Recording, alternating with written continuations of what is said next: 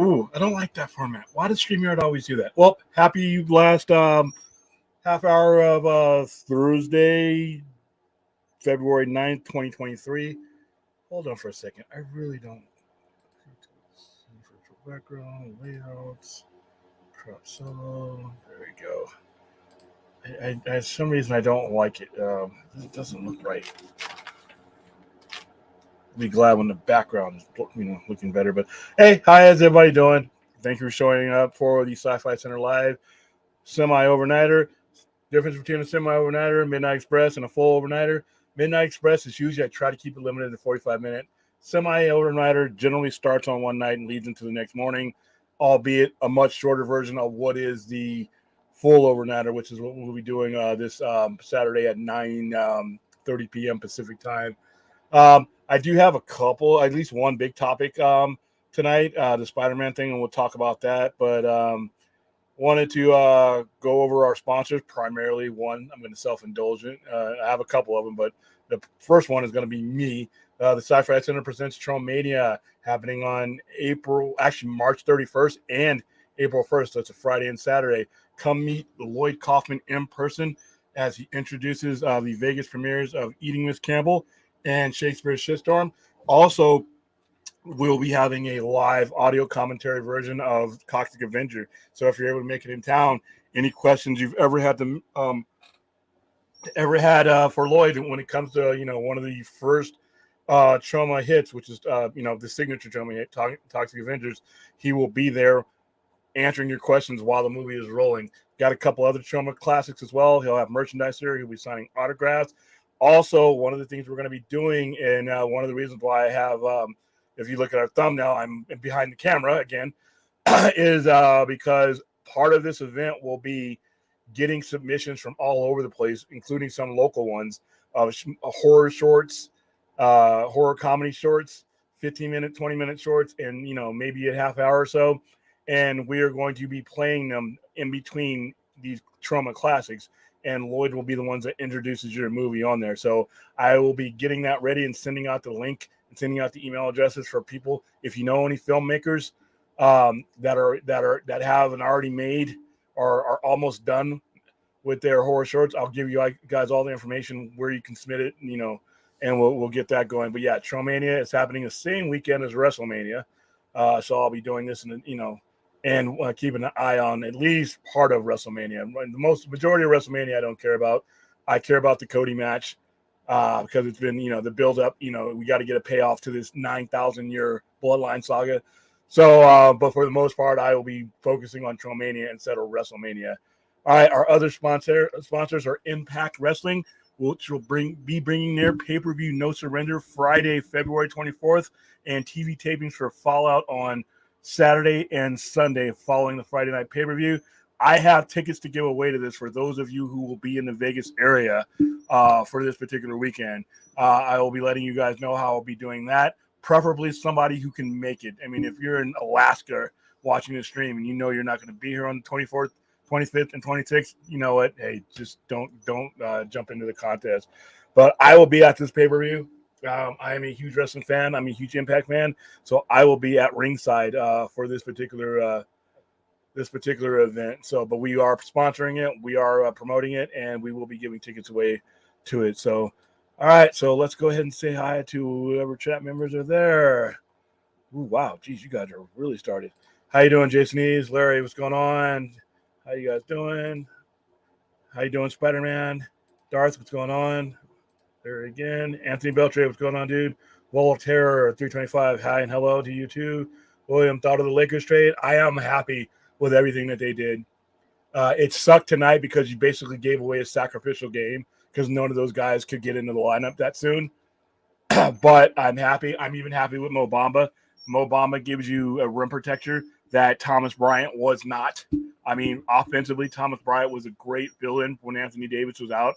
But as far as rim protection, it's not having a rim protector means that AD has to be your best perimeter defender and your best post defender. So if he goes out to stop a hot three-point shooter, it really doesn't matter if that three-point shooter makes a shot because usually that the person under the basket for the enemy is going to be much taller than the 6'2" or whatever guard that we have guarding him. So having Obama or somebody there, like some of the new players that they picked up, I mean, they picked up a lot of good defensive players, will make it so AD doesn't have to run himself into the ground trying to defend everything, even if he is the best defender on the team. I never wanted D'Lo to go. I love Magic Johnson. He deserves everything, his accolades, his statue, Hall of Famer. But as a general manager, he sucked. 2 crucial moves that he screwed up on were trading D'Lo and Russell, and trading Ibaka Zubac. It's 2 horrible trades. The league was laughing at us. So I'm happy with the way today went out. Have you guys heard of Christian Bale rumors about him? I've heard them. I doubt it. I doubt it. There's enough Batman in this, and they're not. I don't know if they're changing the Flash movie at this point, but I doubt it. I could be wrong. Anything can happen. If he's in there, I doubt it will be anything significant. There's already too many Batman in the movie. There's more Batman in the movie. And remember, this movie is not called Batman. It's called The Flash. So we got to be careful there. Snyderverse is dead. You've been saying that for as long as you've been using the term Jeebus. One thing I really will never understand is why it means anything to the people who don't have any regard for the Snyderverse to bring it up. If you don't like it, don't like it. But not just you, Monkey Jeebus, but several people throughout the day, because James Gunn tweeted about something about the Netflix deal. We've already explained how the Netflix deal could have worked, but I also put in a caveat about the Netflix deal that the main thing that would stop it would be the desires of the parties involved to do it, and it just wasn't there. But none of the reasons that fanboys were giving were anything less than ignorant. But once the topic comes up again, it seems like there's some type of soulless gratification for people to try to needle people about the Snyderverse being dead. That says more about you guys than it does us. All right? I had no intentions on bringing it up. You brought it up. You guys bring up something that you don't like, which means you're wasting oxygen on something that has no significance to you. You come out with excuses, not just you, Monkey Jeebus. I'm using this collectively. Oh, I'm tired of the Snyder rants. So fucking what? Go listen to something else. Go watch something else. Go engage in something else. There's a whole bunch of shit that I'm surrounded with that I don't like. I don't waste my time actively engaging in it. There's tons of stuff out there that I just don't like. There's tons of things that I look at and I'm like, you know what, that's annoying. I don't engage with them. But these same guys who needle you about this stuff will be the first ones to say toxic this or toxic that. They went out of their way. Many people today, you can find them on Twitter. You can find them on any social media. They went out of their way, took time out of their day to go fuck with people about the Snyderverse. Who's the toxic one? And the gloating thing that I see around for people, my drill sergeant, this is one of the things that when you're a private in the Army, they train you as if you're going to be an NCO, which is a non-commissioned officer, which is a leader. You're part of the leadership. All right. The very first time, I forgot what the incident was. We and my crew were right about something. And this is back when the drill sergeants could actually put their hands on you. Drill sergeant, just very scary looking dude, grabbed me by my ear, pulled me about 6 or 7 feet to the side, and asked me what was I doing. I'm like, hey, we were right, I was celebrating right, and he tugged me again. Act like you have the ability to be right about something, no matter what it is. Don't gloat. It makes you look stupid. Here's why. You look like a desperate piece of shit who's never been right in their life and find something that in most cases they're not even right about. Find something that may line up with, something you may have said. Now you're doing a dance as if you'll never be right again. as if you are an absolute fucking moron that is going to be right one time in their life, and they're celebrating it as if they hit megabucks. That's how stupid people are looking today. All right, they're going out of their way to engage people about something they means nothing to them. All right, well, I have the right to gloat. You have the right to look like a fucking stooge too. All right, people who have confidence in their forethought and ability don't need to do stupid shit like that. All right, so don't understand what the infatuation is. If it would be like me saying, hey, you know what? The shows you watch annoy me. All the shows on the CW, I think, are trash, right? But okay, they get canceled. I'm not going to get on the air and say, hey, oh, CW is dead. I don't give a fuck. I wasn't watching it. Whether it continued or not meant nothing to me. So why would I waste any of my brain energy going over and getting your pathway to do something stupid like gloat? When you gloat, you look like a fucking moron. All right? So that's not directed at you, Monkey Jeebus, but that was, you just touched on a situation that I've been looking around all day. And I need to have like an idiot alarm because it was going nuclear today. But that's all we're going to bring on that one. Have you seen Black Fact's air trailer? Yes, it looks really good. I think I'm going to go see this movie. I can't believe I'm going to go see a movie about shoes, but I'm going to go see a movie about shoes. All right, William, are you getting any Ant-Man and Wasp merch or Scipio's Corner? Don't lie, my brother. No, I'm not. They really didn't. Our city really didn't get anything. I was hoping we would get anything, but nah. And it turns out that the screening, if I wanted to go, I can't because I've already got my tickets for Pooh, Blood, and Honey. So I'm out of that. I'm out of that running altogether. Hell yeah, I wish I could go make the Trauma Fest. We'll see if I can swing the trip. Yeah, it's on April 1st, or March 31st, and April 1st. It's gonna be a lot of fun. That movie's gonna suck, Anthony. Jordan is garbage. Well, not my favorite player of all time, but he's an all-time great. Jordan is garbage. Now you're just trolling me, Jeebus, which is, why should I be surprised? William, thought on Spartacus sequel stories and the work on Stars. Steven denied he co-created the original series. Yes, I love Spartacus Blood and Sand. I love that. And that when I hear about this this Wonder Woman Lost Paradise thing, I know he said Game of Thrones, but I'm thinking Spartacus Blood and Sand as well. I love that show. William, thought on John Leguizamo. Says he almost starred as Vulture in Spider-Man Homecoming. That would have been interesting. He's a tremendous talent, and to be honest with you, I don't get to see him in enough.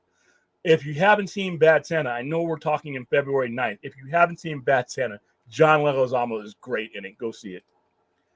Hi, Rhea. My favorite Glimmering Harpy. I'm doing okay. Just got done with the day, working on the store today, just really shuffling things around. Oh, by the way, I wanted to bring up something for you guys. We've been creating areas in the store to where I can stream from, without necessarily disrupting the store or having, to do it during business hours. But there are going to be times where I do have to do it from the same exact place that I do them from the store, which is from behind my counter.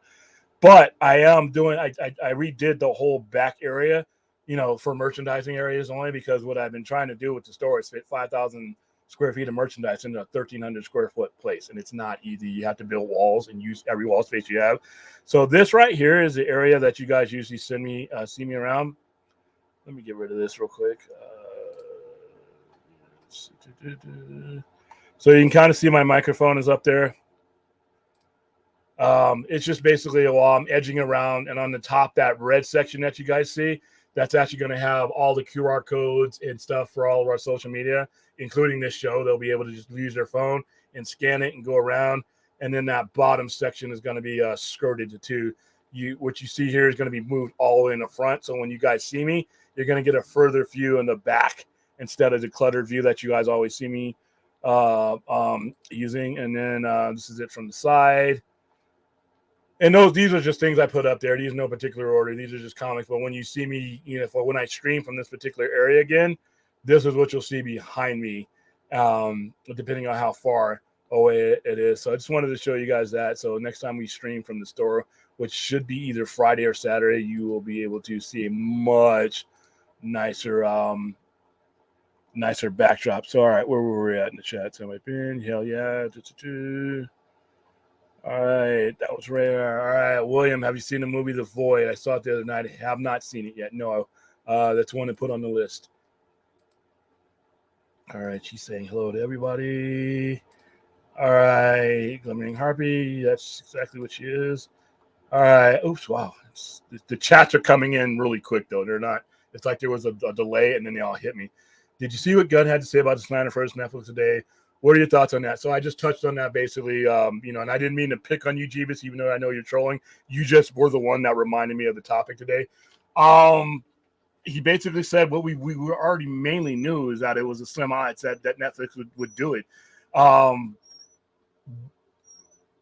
I think I think they should. I think some streaming service should.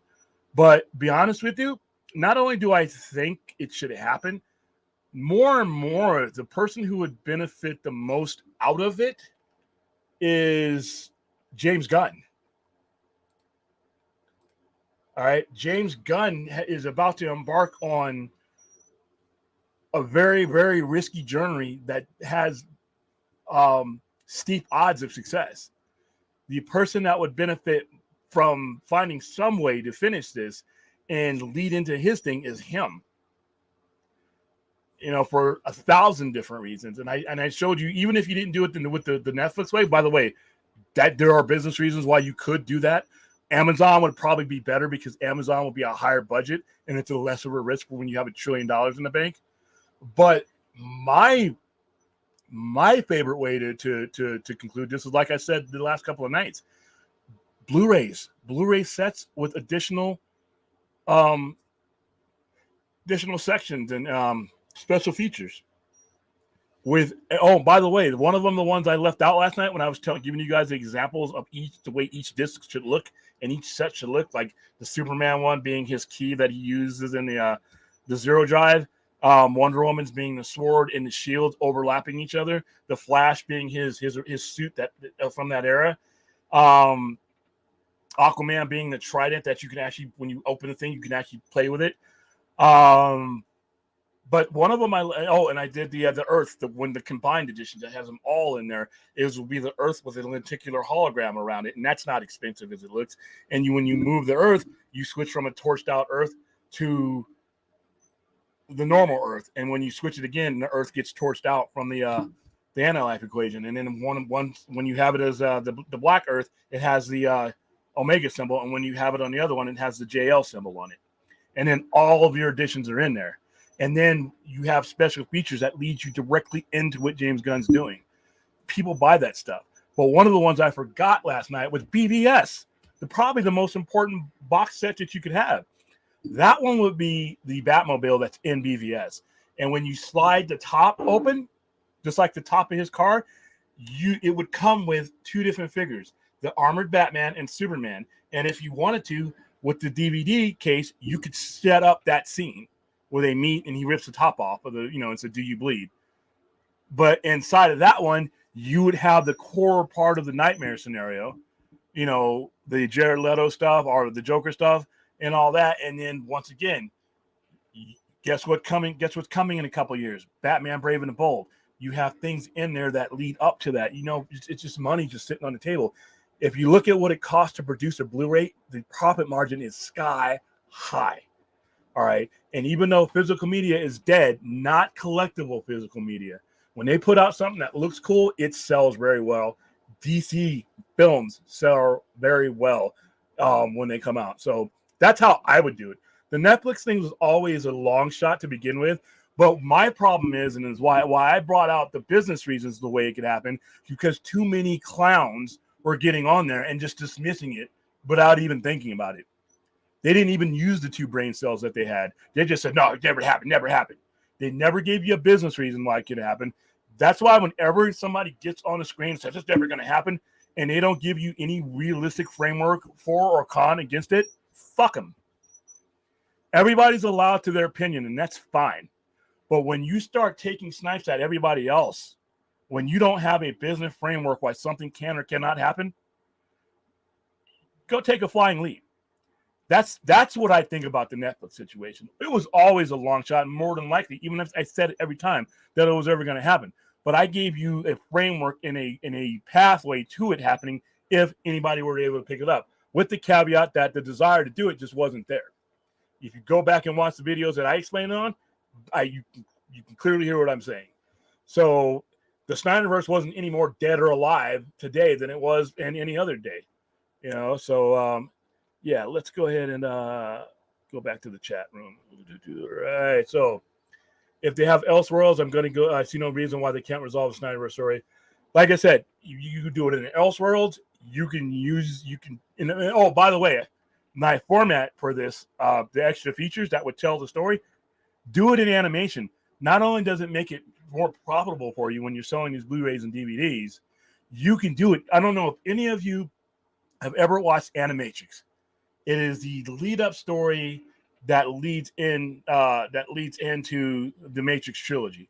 How things happen, how the robots took over, how the Earth became what it was, and it's perfect. Same thing with Blade Runner and Blade Runner 2049. Blade Runner 2049 had 3 different shorts that led into Blade Runner 2049 that told you the story in between. Not a big 90s animation fan, so I might be confusing you guys, but I'm a big fan of telling animation when it's high-end like that, because you can do some high-end animation shorts for not very expensive. And that eliminates you having to deal with contracts and people like that, and you get it done quickly so that it runs into his gun universe. And you're making money. You're making money. And you can continue to release these sets. I mean, I don't know how many times I walked into the places that were here, Walmart or anywhere else, where I've seen the same damn thing coming out every damn 9 months, but it's different and it's selling out.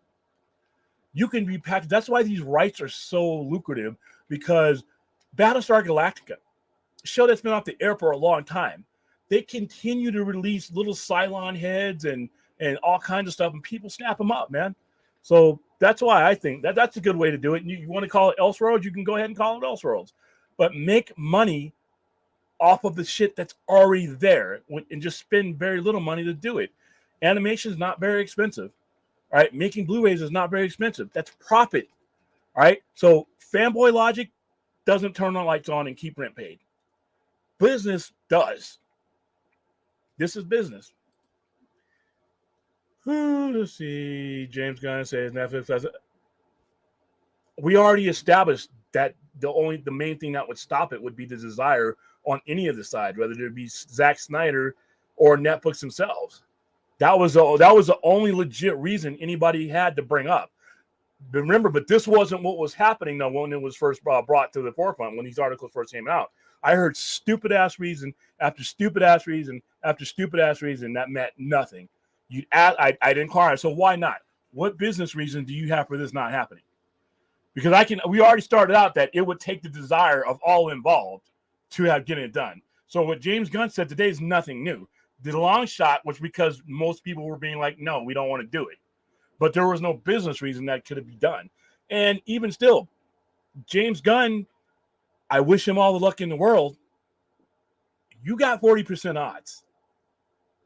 All right. There's a better than even chance that this is going to fail. Even though I'm impressed with majority of the stuff, and I think I'm going to have as fun as long as it is. But there's a lot of things that are dragging us down before the 2.5 years are up before this gets started. I'm not wishing for him to be gone, and I'm not going to join the fire James Gunn thing because he hadn't done anything to be fired. But I've said night after night, you got shareholders involved. You got presidents, chairman of the board involved, not just Zaslav and Gunn. There's a lot of people involved that could rip the cord out of this within an instant. All right. He puts out a great Superman movie, but some idiots put $1 billion expectations and it makes 600 million, 700 million. All right. So we've seen it happen before. So there's no guarantee that by the time any of this will reach fruition, that he would even be there, that Safran would even be there, or that Zaslav would even be there. So if all of those guys go, and guess what? It's Hollywood, it's corporate. These guys are here because a bunch of guys got pushed out. So we know that can happen. I'm not advocating that, and I'm not saying that's what's going to happen. But if another group of guys come in, then whatever you thought was dead is relative to what that new person is coming in. So things change. Sorry, William. It seems Snyderverse is dead for now. From JJ. Once again, I'm going to go back to this. All right. He doesn't have any say in the demand. And this is one thing that you guys got to really figure this out. Just because you say something is dead doesn't mean the demand for that something goes away. Something dies when the demand goes away, not when some director, producer, CEO who get switched out routinely. Were we not 7-8 months ago talking about a whole different slate of people? So people change and switch out. The demand doesn't. And I'm not saying it's happening tomorrow, happening ever, but you guys keep trying to say something is dead. It's not up to you. All right? It is not up to you, anybody in the chat, me, James Gunn, Peter Safran, David Zaslav.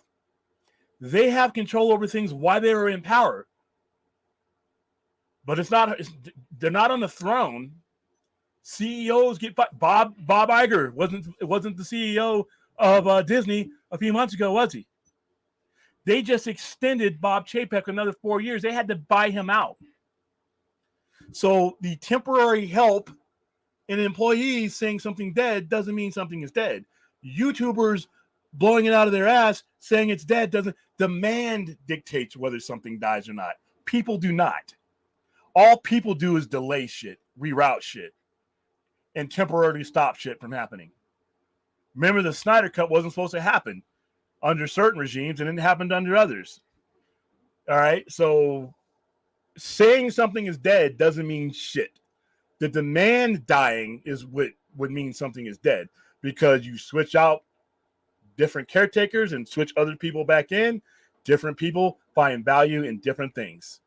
And like I said, James Gunn, who I have all the respect in the world for, he didn't really say it was dead. I know what you guys are paraphrasing. He may not be around in 4 or 5 years.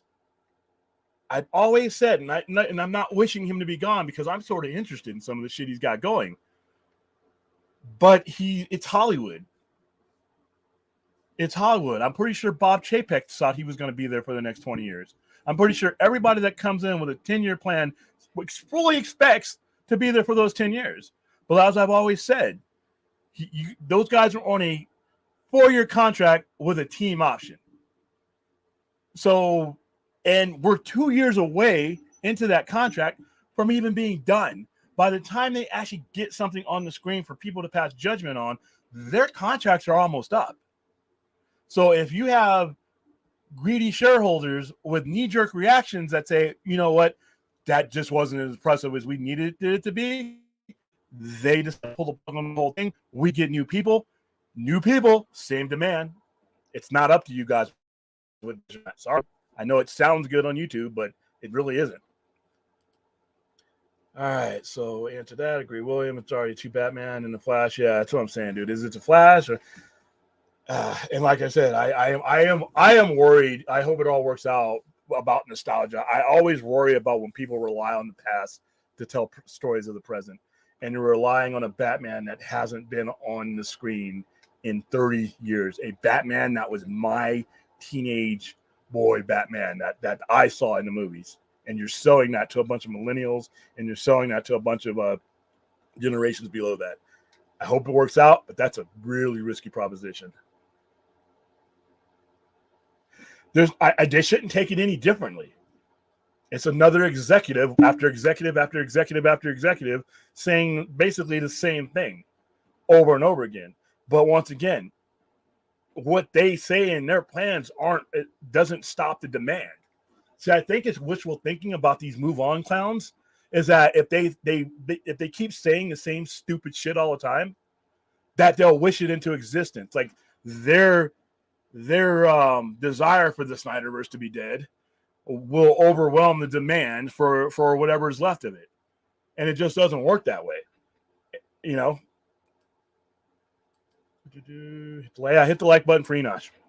And me. But hit the like button for Enosh. Be sure, hit the like and subscribe If you do, William will show up and tuck you in and sing you lullaby. That would give you nightmares. If you want to get to sleep, if you guys are watching this before you go to bed, I'm sorry for the nightmares I've probably already given you. There you go, William. Is that chair squeaking? Is that it? Yeah, it is squeaking, isn't it? Is that coming over the damn? I thought this microphone was shitty. It's picking that up. Sorry. Let me see if I can lift it up for you. It doesn't get that bad. So there you go. It's still squeaking, but it's not squeaking on the other side. It's a brand new chair. This is a brand new chair, and it squeaks like it's given to me by my grandparents. Yes, sub to me. You can use her link that she put in the thing, or you can use that one, William YouTube. Not William. YouTube.com at the side / at the sci-fi center. I can't talk. All right, so let's see where we're at. Anthony Beltre, William, thoughts on Paramount still working on Star? Oh, geez. This movie has been in the works since the Reagan administration. William, thoughts on Paramount is still working on Star Trek 4, according to Matt Shackman, I think. A version of what I've been working on for the time that I was involved. I hope it finally gets out. I enjoyed the J.J. Abrams movies, to be honest with you. For the most part, I didn't. The first one was epic, and it's because of the first one, in my opinion, that I have Star Trek to watch on TV next week. That's going to be my opinion. Beyond Into Darkness, it was good, but the first one was groundbreaking, and I hope they get to the point where they can get back to the timeline, and erase that timeline and unite the timelines. That's what they really need to do. I'm all up for the DCU stuff, but I still want Snyderverse story continue to resolve. I can't stand the Snyder hate. I don't, the Snyder hate, like I said, the fact that it exists is kind of stupid. If you don't like something, I'm tired of going to the chat rooms and all it is Snyderverse and their hashtags are getting on my nerves. Dude, the internet is huge. The internet is huge. All these thousands, millions of places and channels and chat rooms and blogs and everything you frequent, you find a way to frequent the stuff that has the thing that you don't like. All right. And instead of leaving and going somewhere else, you decide that you got to waste even more time to bring it up and needle people about it.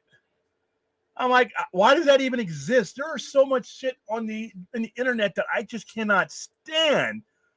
But I'm not going to make a stream about the things I don't like. I'm not going to waste my time on the things I don't like. Life is short. Life is short, and you guys just wasted your time trying to stick it to a Snyder fan. Who's the loser? I do my best to avoid the things I don't like because it's a waste of my time. I'm not going to hate watch something. I'm not going to hate stream. There are people who are putting Snyder fans on, on their streams and on their thumbnails and tagging themselves and retweeting something. I'm like, who does it mean more to them or you? It's like I always say, you got the people who drive off the side of the road, get out of their vehicle and go into the forest looking for Snyder fans just to tell us to move on. Yes, someone needs to move on. It's you from us. Get back into your car, get back on the road, and go as far down the road as possible. And avoid those places that make you, mad about shit. I can't control that. If you come into my show, I am on the air and bring it up. I mean, if you tag me and shit, and if you, constantly, not saying anybody particular here, but people who are go hunting for Snyder fans, what is wrong with you? Open your brain trap up, find the switch that turns it on because someone turns it off. That's all I gotta say. Toxic Avenger, yes. Toxic Avenger. Where the man who created Toxic, we'll actually have Toxic there dressed up in a costume and a mop and bucket. But while you're on, we're gonna stream this at a later date after the live show. But it's gonna be cool to have Lloyd Kaufman up there with his creation, answering questions for film fans that want to see it. So it's gonna be awesome.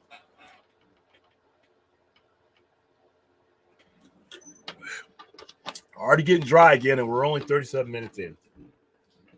All right. Yeah.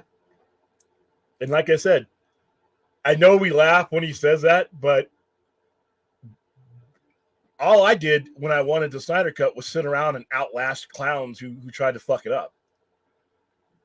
I can outlast these guys. I can go on with a whole bunch of stuff. I can watch these new DC movies. I can watch a whole bunch of stuff. And if I get a chance to support it coming back, I will. Now, I'm not all for these hashtags and stuff like that, but I'm not going to knock people who do them. Because the reason why I didn't do hashtag Netflix, because I never got an inkling that Netflix wanted to do it or Zach wanted to do it. But what did aggravate me, like I said before, was the dummies that said, well, it's never going to happen. And with no forethought or reason of why. That's all I ask. If you're going to say something's not happening and you don't have a business reason, just shut up. All right? Just, or at the very least, don't go after people who want it to happen. Unless they're coming after you. If they're coming after you, they're sliding in your DMs, they're coming at, then fine, light them up. But what I'm seeing today, and just like any other day, is people going out of their way to fuck with people. Get a life. And this is a comic book geek telling you to get a life. William, thought on Spider-Man Noir series, I am going to highlight that. As a matter of fact, let's go ahead and bring that up. Good question. Good segue into that. So let's go do the 9 million steps that it takes. Live action Spider-Man for it, and I want to share it. Yeah. All right. Let's read this. Because, like I said, I had nothing in my topic talking about anything about Snyder. I'm just answering questions. But once again, here we go. All right. A live action Spider-Man Noir coming from Amazon. This is very interesting, by the way. This is live action. Everybody's always telling me Miles Morales needs to be in the MCU because, I don't know, the MCU's it's the only way we can tell stories. And yeah, dude, there's nothing that Disney or Marvel Studios could offer Sony, in my opinion, that Amazon cannot provide. And that includes a boatload of money. They could put it in the theaters themselves. Amazon has they can do that. Amazon is $1 trillion company. They could buy and sell both Disney and Marvel and everything out there. They literally could buy their competitors and sell them at a discount.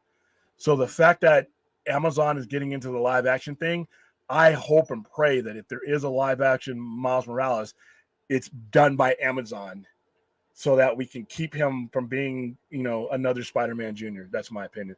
All right, Spider-Man Noir might be returning to Sony's upcoming Spider-Man Into the Spider-Verse sequel, but apparently the hard-boiled black and white Marvel hero is about to make his live-action debut in a new Amazon series. And by the way, this is a Verge, but Variety was reporting, Variety reports that Sony and Amazon are developing a currently entitled Spider-Man series that will follow the older grizzled 1930s New York City. The new show, which is being executive produced by Orn, wow, I know I pronounce it, Uziel and Phil Lord. Phil Lord, I'm very familiar with his. And Christopher Miller and Amy Pascal. Pretty sure the other ones will drown her out. Will be set in its own universe and will not focus on Peter Parker. Word of the new series comes just a few weeks after Nicolas Cage, who voiced a version of Spider-Man Noir in Spider-Verse, told Screen Rant that he hadn't been asked to return and Across the Spider-Verse and wasn't sure what the future held for the character. I actually thought he was cool in that. Even if it weren't an Amazon studio project, the idea of a live-action black and white Spider-Man show about someone who isn't Peter Parker would still sound a bit strange, given how focused on the original webhead Marvel Studios and Sony have been. But because Sony owns all of the film rights to a substantial portion of the entire Spider-Man brand, it is in a position to partner with studios like Amazon to put out projects like this and Angela Kang's previously announced Silk Spider Society. All right, so I'm all for it. I am happy where Tom Holland is with, after Spider-Man No Way Home. I'm looking forward to seeing those stories, but that's it. I don't want to see other Spider-Man stories told in the MCU salad. All right, because the thing about MCU is they're telling an overarching story and a lot of cool characters that are better singularly than they are as part of a group. they lose a part of what they are and what they can be. I think that Spider-Man, that's been a problem for me in Spider-Man. That's why Spider-Man No Way Home was my favorite movie, because of how it ended. So yeah, Anthony, yeah, I have heard of it, and that was on our thumbnail. I'm happy.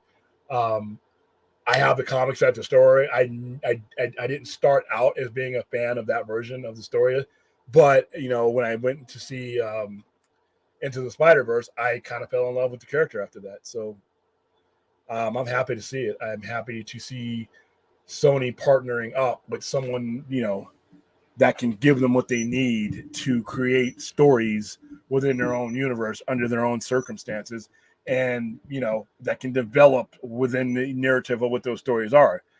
Miles Morales to me is a must that he be allowed to develop that way. I don't need him to be an Avenger.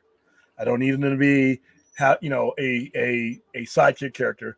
I want to see Miles Morales developed exactly how Marvel Comics and Sony have developed him up to this point, and I want that to carry over into live action.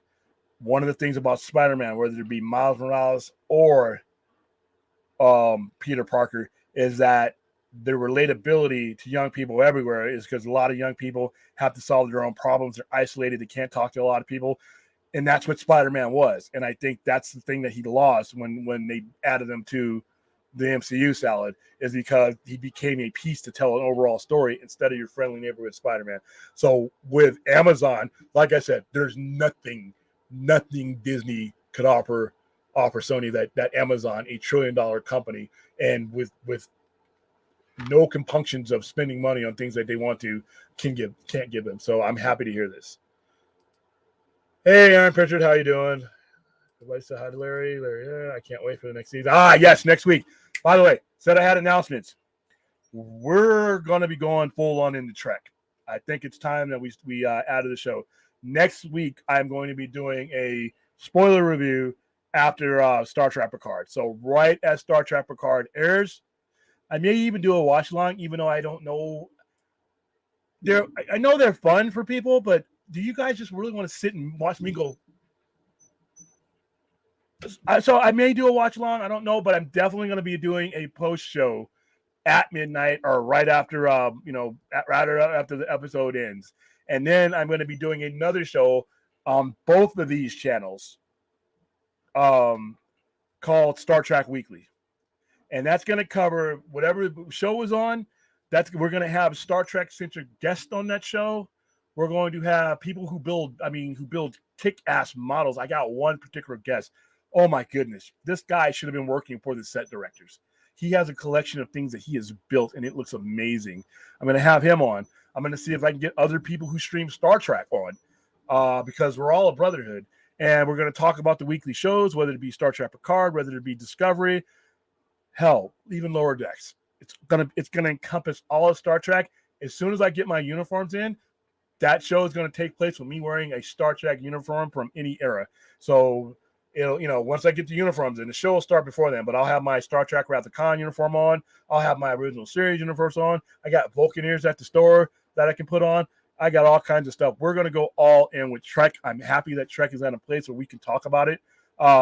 We'll be doing the live reviews. Some of the Star Trek weeklies will be pre-recorded, but I will still be there in the chat room depending on what my schedule is. So yeah, look forward to a full-fledged announcement with details. But we're going to be doing Picard spoiler review right after it airs, and then we're going to be doing a Star Trek weekly that accompanies that. So for those Star Trek nerds out there, here we come.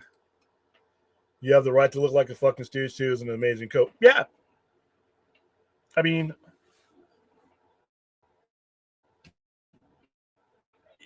you got to be able to answer the question of why it pleases you so that anything that someone else wanted potentially would die. That's not a me thing. That's not a Snyder bro or even a toxic Snyder fan thing. What is wrong in your skull where it gives you pleasure for someone not to have something, no matter what it is? Whether it's a food, whether it's a show, whether it's a play, whether it's a sport, What shook loose in your brain machine that made it okay for you to take pleasure in someone not having anything, no matter what it is, unless that's something that directly affected you, in which this doesn't. All right. And what is malfunctioning in that same brain machine that says, I got to go out of my way to snipe at these people or dance on their graves? What's wrong with you? I think that's a legitimate question at this point. All right. I know what's wrong with some of the toxic guys that do stuff and paint crazy pictures and do something like that. But when you have elements, I had elements like that in Star Trek and Star Wars. I avoided them. What is wrong with your brain machine that you choose to engage them? What is seriously wrong with you that you choose to go out of your way to try to stick it to somebody? I'm more concerned about the people who do that than I will ever be about toxic fans, because toxic fans are like potholes that you see from a mile away. You just move out of the way and you drive just as smoothly past them. So it's a legit question. So far, we're years into it. Listen, nobody's been able to give me an answer.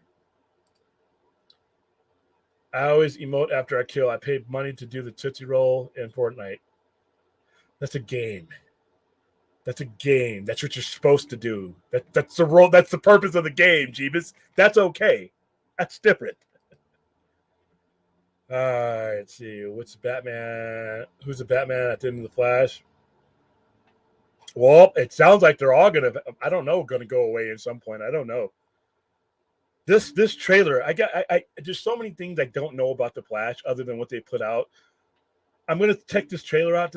Wow, in a few days here. The trailers we get, I probably have a better understanding. I don't think it's going to be Keaton. I don't know if it's going to be Batfleck. I don't think it's going to be Batfleck. He's doing his own thing. But here's the thing about Brave and the Bold. It's going to be an old Batman. It's going to be an old Batman with the damn near grown kids types. Someone said Adam West. Hey, rest in peace, Adam West. Listen, the child in me loved Adam West. If it wasn't for Adam West, I may not be into Batman.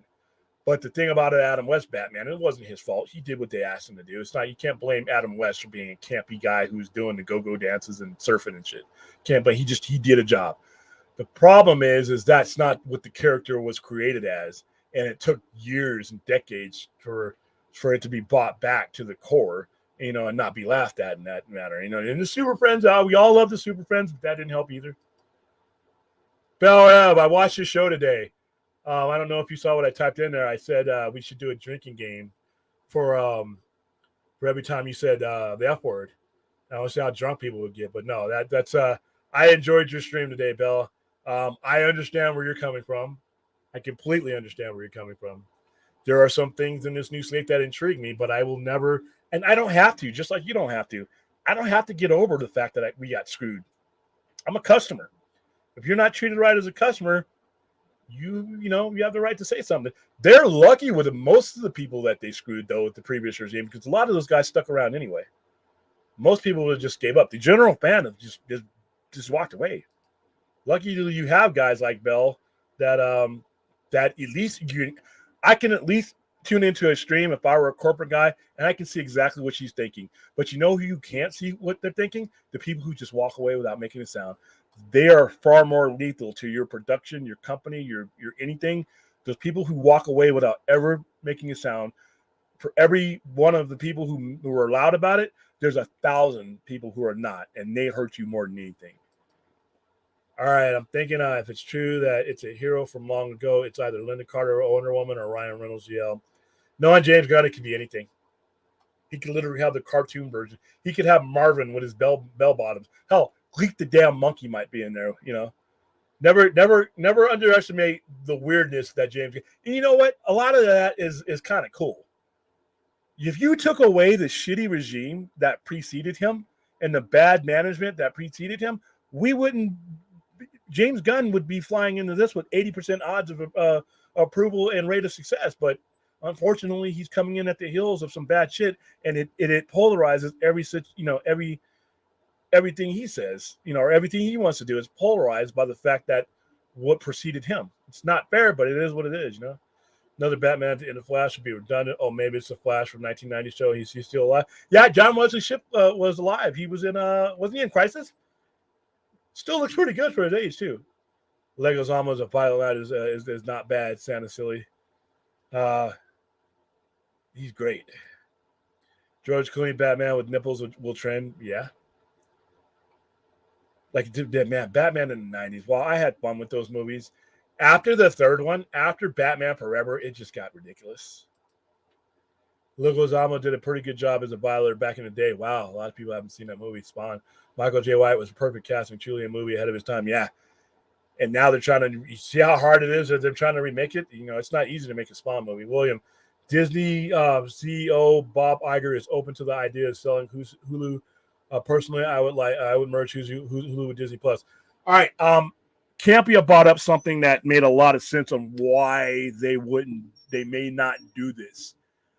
And the reason is if Comcast buys the rest of it, if they, if Disney Plus, this speaking is now I hear what you guys are saying. If they were to divest themselves of all the rest of Hulu, all the things and all the contracts that Disney is paying to have, their shows produced are now being paid for by Hulu and Comcast. So instead of being the ones spending the money, they're the ones making the money. So I see why he said that today. And that's kind of, that actually makes good sense. Streaming from the store can help promote it too. Yeah, I do like streaming from the store. I got better cameras there. Like I said, I'm using my laptop on, even though I'm going to set this place up a little bit better. I really like streaming from the store. I am any places I exist throughout my world. The Sci-Fi Center is where I am most comfortable, more so than my home, more so than anywhere else I do, and any side gigs I do. I am the most comfortable when I'm in my store, in the Sci-Fi Center. So you might see a difference in presentation sometimes when I'm there. And that's why I'm trying to make it look a lot better. So like the next time, I'm setting up, I want to stream from the Star Wars area. And if we do our Star Wars Weekly, our Star Trek Weekly show, I have a Star Trek section. So I want to be able to modulate and move from one place to another. But 9 times out of 10, if I'm by myself and I have customers coming into the store, it's easier for me to be streaming from the counter because I can look at all the cameras in the store and I can stop the store and go attend to them. But I don't want to leave that door open and just have anybody walking in and not, be able to greet them. So we'll make the adjustments. But yeah, streaming from the store. And we're going to be doing a lot. And that's another thing that we're going to start working on is we're going to involve the store in a lot of the streams. Like you've seen me when I've taken the camera off and I've gone around and showed you guys things in the store. We're actually going to go into detail on some of the stuff and then answer a lot of questions from them. I mean, if you see a pop that you have a question about and we got a history of a toy, I have tech manuals there we can look at. I mean, there's all kinds of stuff. One of these days we'll do a show where I just walk around the store and the topic will be whatever you guys pick off the wall and make it. I think that'll be fun. All right, I actually just realized that one of my friends moved here from Vegas after the pandemic due to the lack of AV work. I need to ask him if he's been to the store. Yeah. Wow, AV work got hit hard. What's happening with the world today, Clark? Lois Lane. The Void was nuts, kind of like Hellraiser, but more cosmic horror. Great practical effects. Next up for me is Psycho Gorman. I've heard of Psycho Gorman. Psycho Gorman is actually that's on my queue. How you doing, Daniel? Daniel Martin. Let's see, Larry. Let's see, Daniel Martin. What are you going to see? Not saving the world. Yeah, Hans Zimmer. I love that. That theme. Physical media over digital any day. Yeah, and like I said, I know the days of Blockbusters and video stores and places. Even with Walmart, I've seen the physical media sections shrink from what used to be aisles. Now it is just like a section. But the majority of what's selling in those sections are those special editions because you're not just selling somebody a Blu-ray for something that they can get on streaming. You're giving them something cool that they can put up on their. People like cool stuff, man. I know. I sell cool stuff. So, like I said, if you want to know the details of what I was talking about and how you could release the entire previous universe on DVD and Blu-ray and package it in some really cool ways, go back to either yesterday's stream or the stream before. I'm also going to see if I can draw them out or use styrofoam to make physical things of them so that I can show you just how cool it would be. All right. Let's see what's cracking, Rhea. Hey, how you doing, everybody? All right, Love Williams' idea about Ray Porter's dark side being in the DCU makes sense because there's only one dark side outside of the multiverse. He's a comic book guy, so he's got to know that. It's whether he wants to execute. It would really suck for me to see another dark side, not only because I like Ray Porter and I've had the pleasure of talking to him and being on the same screen with him, but to me, if you're going to go back to being the traditionalist type of stuff, which Gunn seems he's going to, let's go back to the traditional rules. There is only one dark side. There is only one Highfather. There's only one Orion. Everybody that exists in that world and on those worlds of Apocalypse and New Genesis, they are unique. And I think he should stick with that. And if he sticks with that, then that leads us back to the one and only one that we've seen so far. Yeah, you saw that too. Yeah, I love Hans Zimmer stuff. Hans Zimmer is great. I will listen to stuff that is that I'm not even watching. Like before I saw Inception, I had listened to the soundtrack of Inception a bunch of times, and that Time by Hans Zimmer. There's a place on YouTube you can go, and it's like an hour long of just that song, and it's beautiful. How you doing, Keely Chow? Not much. Just covering Spiderman Noir. Announcing we're going to be doing our Star Trek shows starting next week. I showed people a couple of pictures of what my batch off is going to look like when I'm at the desk. It looks a lot better than that cheesy, just red brick wall that you got to see. And just some of the events that we got going on here. Going to see not Cocaine Bear. I will be going to see Cocaine Bear at the end of the month, but there's another Psycho Bear that I'm going to be seeing, and that is Pooh, Blood, and Honey. Also, keep an eye on the Friday night stream. I may just be sending some of you all to go see Pooh, Blood, and Honey next Wednesday. Fathom Events is doing screenings all across the nation. And I may, depending on what kind of mood I'm in, I'll announce it beforehand, we may be sending a select few of you into your local movie theater to see it if it's playing there. So keep an eye on that. All right, I named my last two brain cells Bell and William. Oh, wow. There you go, Bell. We have brain cells named after us. This is so hilarious. The way the emojis don't transfer over. It's just cool.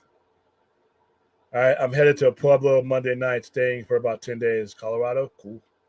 That isn't Colorado, right? All right. Hello, Keely. If interested, here is the link to Williams' interview with Showman Founder. Thank you, Aaron. I dug that up the other day. I was going to put it in the ticket announcement, but thank you. That is it's there's a couple of interviews that we did. We did one here on the Point Extra Lounge, and if you go to my YouTube page, and is that the one if that's the one you put in, Aaron, let me know. But there's also one on my YouTube page where Lloyd Kaufman is interviewing me. Must have been a slow news days. Why the founder of a studio, a legendary like him, would want to hear anything I had to say, but he did. He interviewed me, and it was kind of cool. And it's on my YouTube page. And if let me know if that's the one you put in there, because I'll put it in the chat. Or you could just go to the Sci-Fi Center and click on our videos, and it's there. All right. Let's see. Yes, he was. He was great. All right. Oh, hey, how do you do the brain emoji? Is that one of? I guess since I'm actually in the stream, I don't do a lot of the cool ass emojis that are there. All right. Let's see.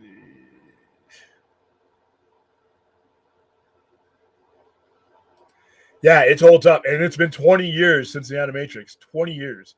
I saw the Animatrix in the theaters because they would release it in parts, and I saw that part where I was going to see Dreamcatcher. But yeah, it's been 20 years. But even like I said, another example of it is Blade Runner 2049. You can YouTube these shorts that led into the Blackout and all that. Dave Bautista, Nowhere to Run is one of them. Dave Bautista stars in that one if you want to see more Dave Bautista. And there's never too much Dave Bautista for me in this point in my life.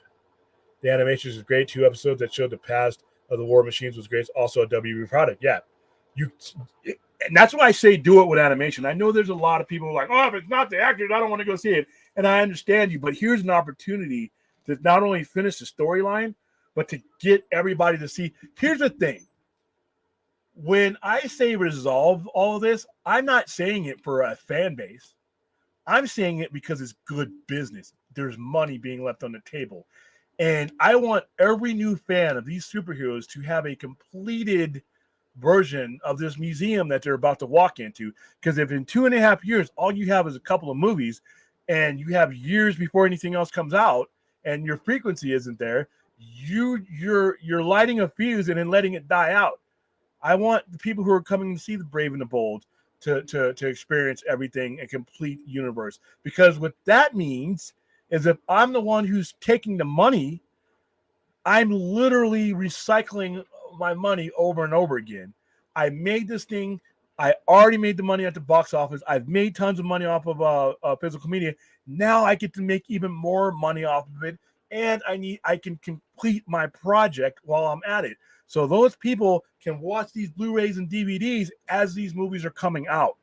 And James Gunn, it benefits him. Like I said, forget Netflix. That was just an explainable idea. It should be James Gunn. James Gunn should be using all of this to springboard everybody. And people are like, nah, we don't need to do that. People will understand. No, listen, don't let fanboy logic cloud what are the norms. People move on to other things. It's not about them understanding. It's about them caring. And you got to put this out there if you want people to care about your overall franchise. Those letters DC are on a whole lot of stuff, and you want all that stuff to sell. So yeah, do it in animation. It'd be cheaper. Put it on those Blu-rays, and like I said, I'm gonna get somebody to make them for me. I'm gonna see if I can carve them out of styrofoam or something, and it won't look cool because I'm not a manufacturer. But I'm gonna see if I can get somebody to 3D print what I'm talking to you about, and then I'm gonna tag everybody at Warner Brothers and say, here, this is what people will buy this stuff, man. And I'll do a poll. I'll tag everybody. You see, listen, I got people liking my little hollow 3D printed things out there. Can you imagine if you slapped a Blu-ray in there and you put a story in there? I think it would do well. And we're talking about profit. Don't go to somebody with a hashtag. Don't go to somebody with your hurt feelings. Go to them with a pathway to money. All right? That is the language that Warner Brothers Discovery speaks in. James Gunn and Peter Safran may be speaking in fan speak like us, but the real language that even makes whatever they say matter is money. All right? Don't present a hashtag. Present a plan. That's all I'm saying. Yes, he was. Yes. Yeah, I don't know why he doesn't do more stuff. Oh, yeah. Oh, dude. Okay, Aztec. I almost choked on what I was eating when I was watching The Summer of Sam. When Sam is talking to his dog, because if you don't know the myth of Son of Sam, is his dog. The dog's name is Sam. He was supposed to be possessed by a demon, and David Berkowitz was getting his instructions from the dog. And he looks over to the dog in the movie and said, I don't know, what should I do? I swear, yeah. The dog starts talking and says, I want you to kill. I want you to kill Sam. And then I started busting up. I strained my side. I don't know why I laughed so hard, but it was so ridiculous seeing that on screen. Hearing about it for years, that's where he got his guidance from, was seeing the dog say, I want you to kill. And then you see the dog's lips moving. It is hilarious. It is hilarious. Yeah, Summer of Sam was actually great. That's another underrated movie. Yeah, and who knows? He still has, dude, how old is he? Because he's still got a lot of acting to do. Hey, Google, how old is John Leguizamo? He's 62 and he looks good. He still has another 20, 30 years of acting. Oh, people live, if you're not dropping dead suddenly, you're living forever. He was a great Luigi. Oh, and another movie he is in, and this is one of the most underrated movies. Yes, you can laugh at me. Yes, you can call me a pansy and challenge my manhood because I love this movie. Romeo and Juliet. The version that included Claire Danes and Leonardo DiCaprio. If you haven't seen that movie, John Leguizamo is in it. Everybody in it is great, and they're doing it Shakespeare in modern times. They were released in 1980. I have it on DVD at the store. It's released in modern. It's made in modern times, but they're using the Shakespeare text so that there are not. I mean, all that stuff. That is the way they're using it. And instead of swords, they have guns. It's great. Go see that. And John Leguizamo was one of the primary characters in that. I am not. I tried. I just couldn't understand it. I couldn't get into it. I think I'm probably going to be in the minority, but all right, that's awesome. Heard Nices and Pueblo is it's snowing down there. Forgot he was in Carlito's Way. Oh, dude, that part. Carlito's Way was one of the first movies I saw when I got back from basic training here in the mid '90s. That's a long ass movie. I sat in the movies for like it was almost 3 hours, isn't it? Ugh. It's me, Benny Blanco from the Bronx. I still have yet to see Romo. Oh, it is, dude. You know what? It's not too late for you. I swear you are gonna love it. I loved it, and I'm a fan of Shakespeare, but to see it like that, and the musical score is an underrated musical score in Romeo and Juliet, by the way. Garbage has a song in there called "Number One Crush." It's my favorite Garbage song. Mexico, haven't really been, but how you doing, Protest X? Hey, Mighty. I think the biggest thing making the Snyderverse so hard to move on from is for DC people to continue to talk about it in the news and social media and YouTube. Yeah, listen, I am disappointed that with a very sloppy, unprofessional ending.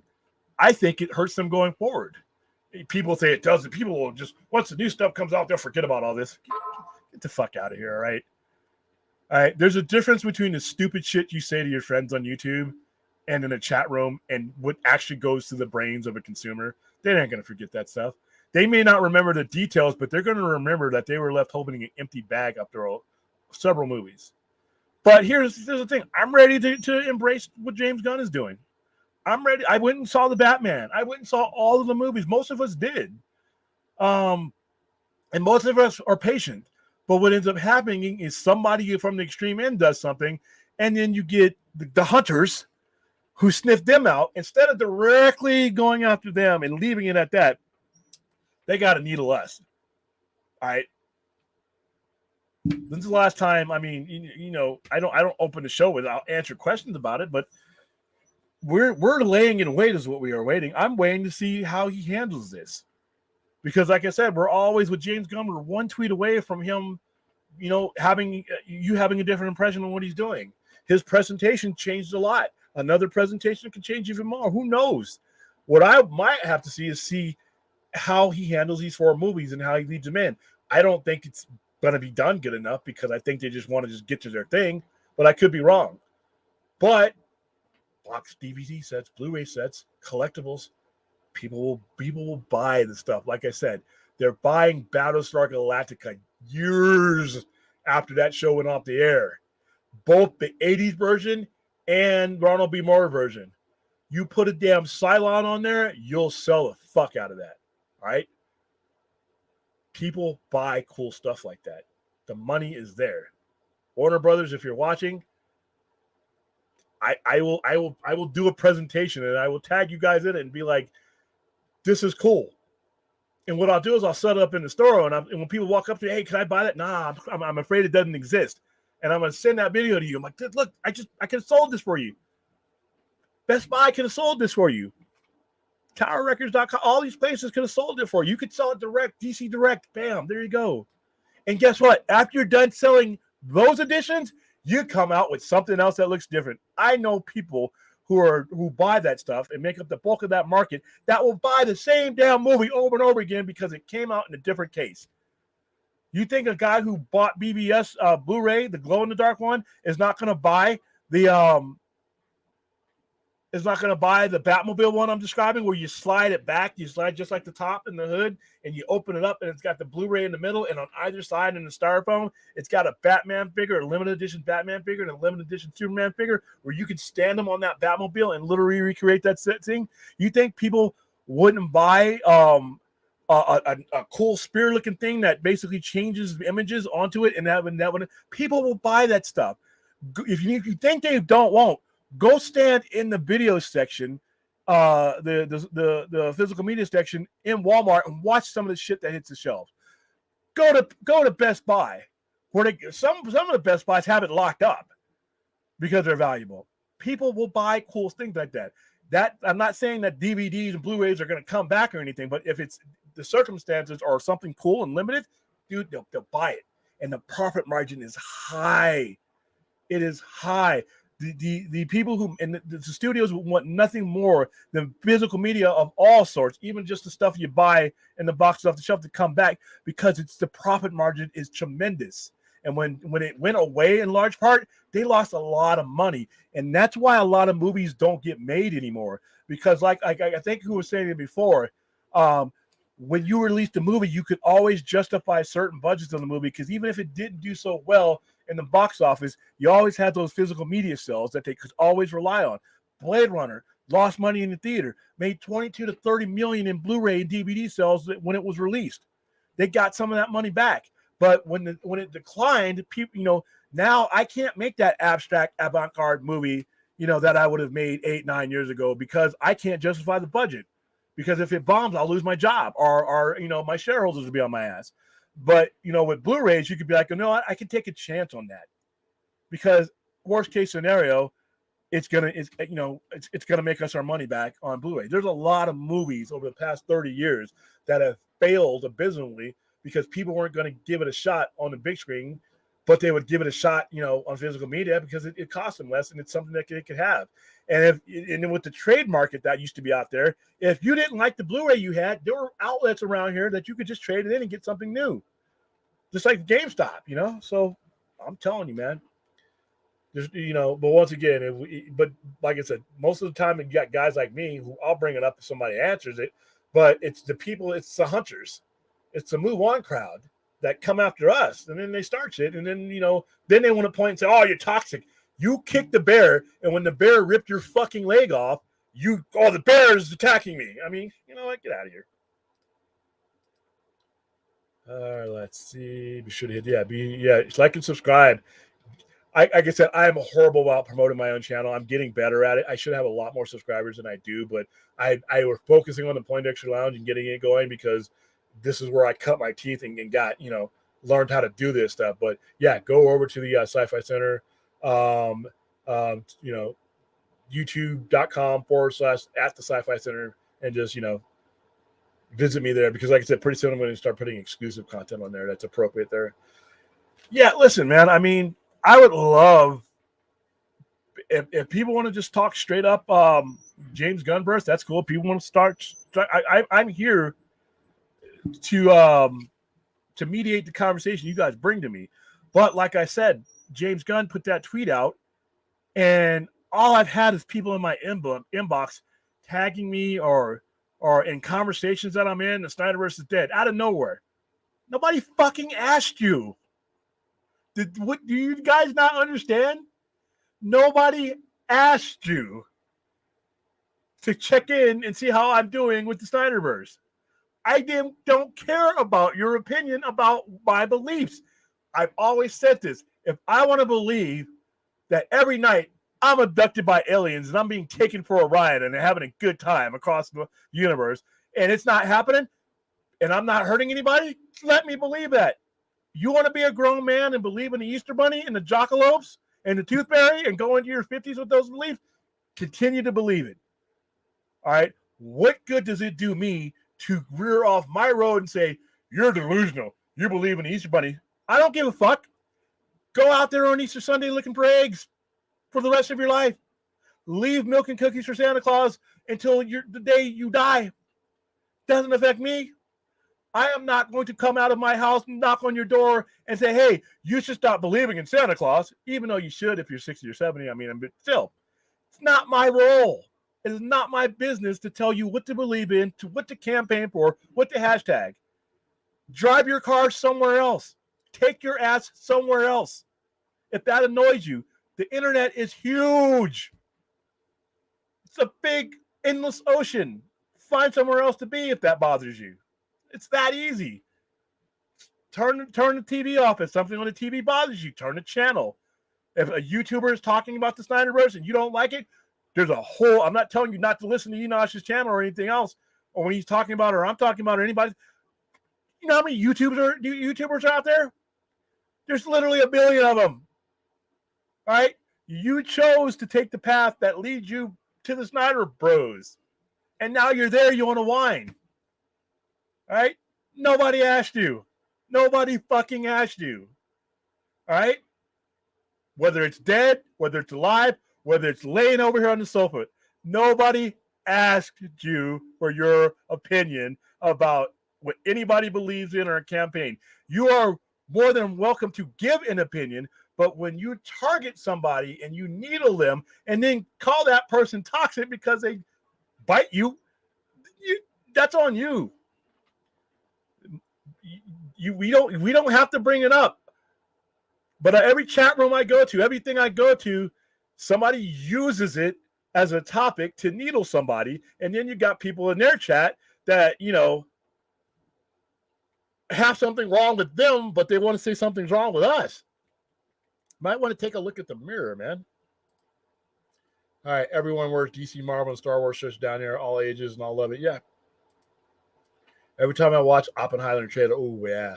I hear what should be a Man of Steel JLA score. I find myself saying, you may actually blow up. You blew it all up to hell. Damn you, WP. Damn you all to hell. Charleston Heston. That Oppenheimer movie looks good, though. Yes, Rhea, I hope you're enjoying your night.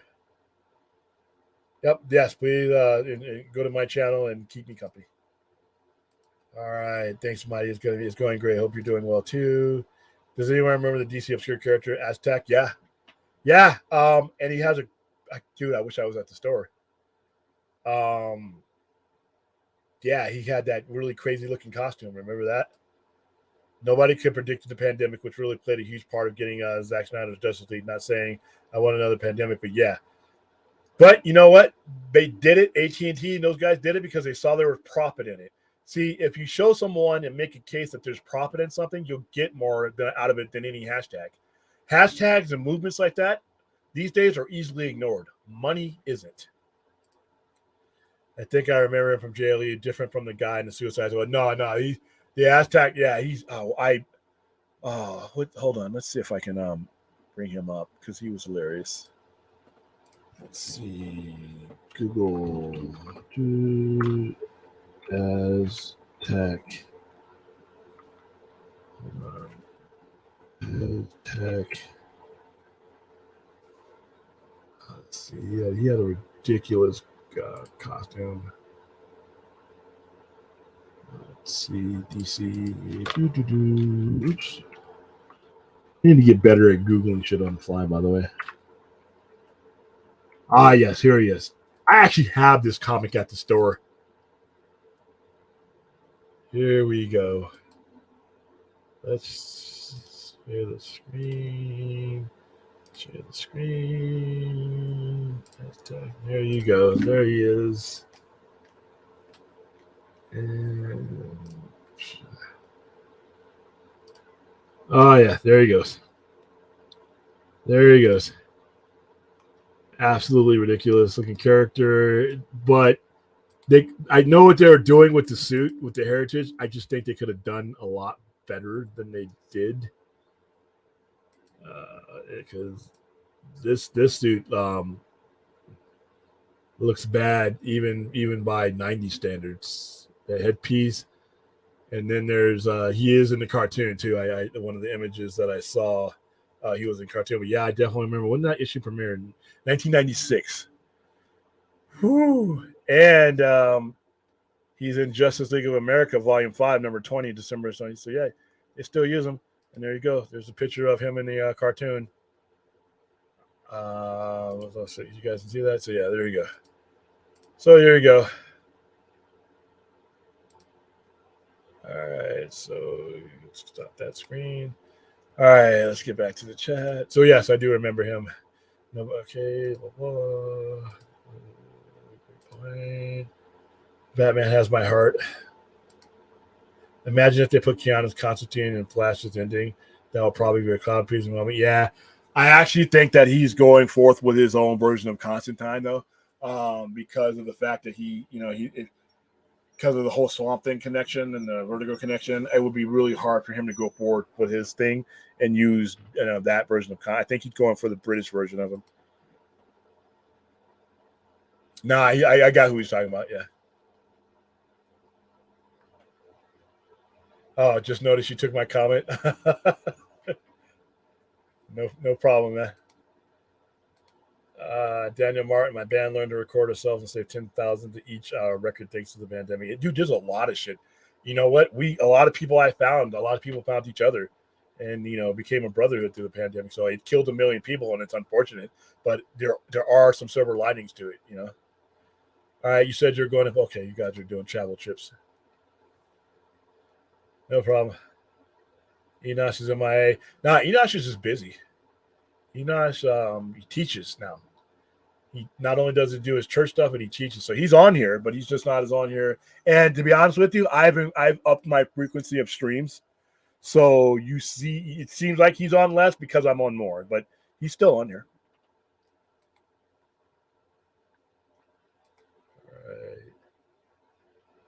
All right. Different character. That's what, yeah. They already covered you, Rhea. All right.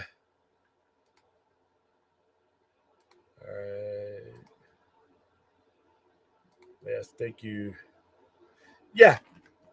Hate for anything when it comes to pop culture is, I think, dumb.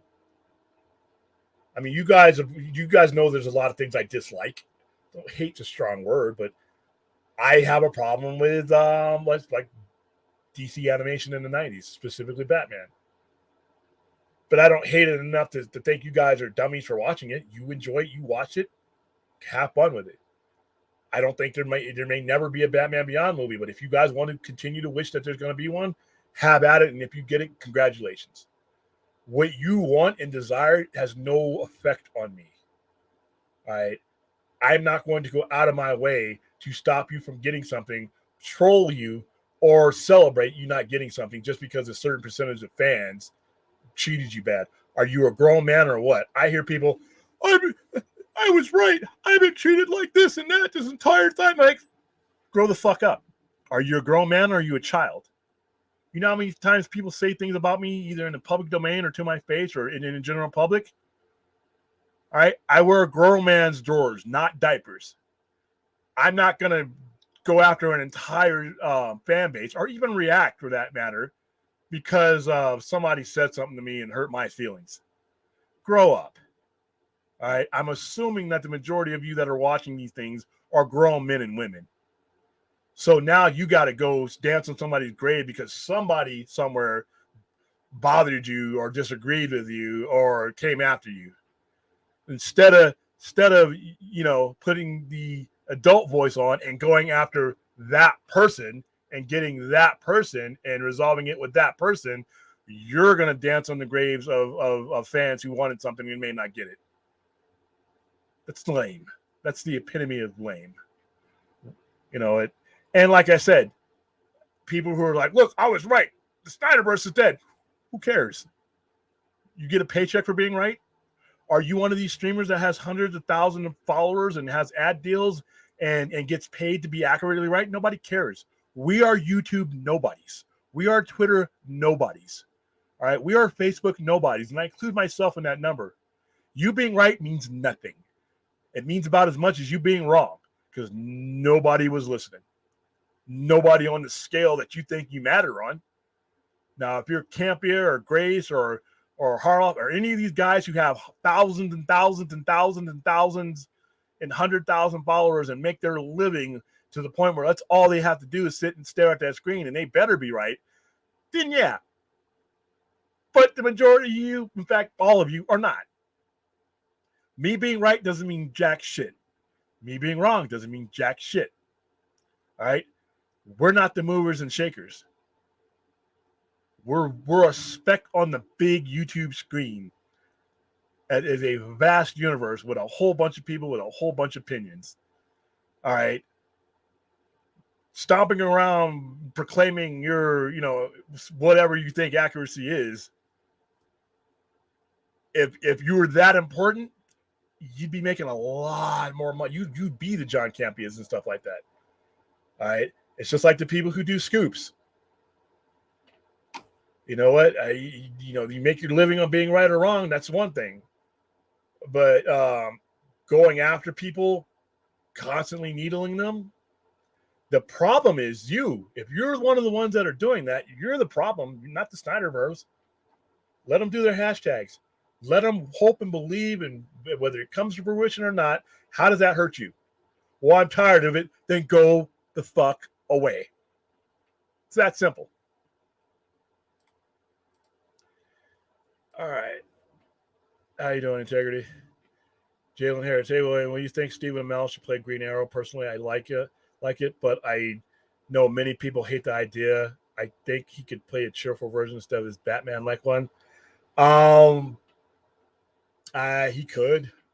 I don't know if that's the direct. I think Stephen Amell, even if there's a lot of people who loved and swear by the CW, I don't. He's associated with that product, and when you're comparing the CW product to what your aspirations are for a cinematic, even if he did a good job, he's associated with a product that is not the big screen. I don't know, and studios pay attention to that, so he could pull it off. I don't think a studio would go for it though. Oh, hi, hello to you too. Thank you for being here. Let's see. No offense, Monkey Jeebus. The bootleg comic art in Mexico is the best. I got a poster of 3 different Batman together. Um, that would never be together. Send me that. I want to see it. The move on crowd needs to move on. Exactly. Exactly. I mean, the things I don't like don't usually get uttered out of my mouth or on my screen. I can't make it to the event for whatever reason. I will still do a donation for support. Cool.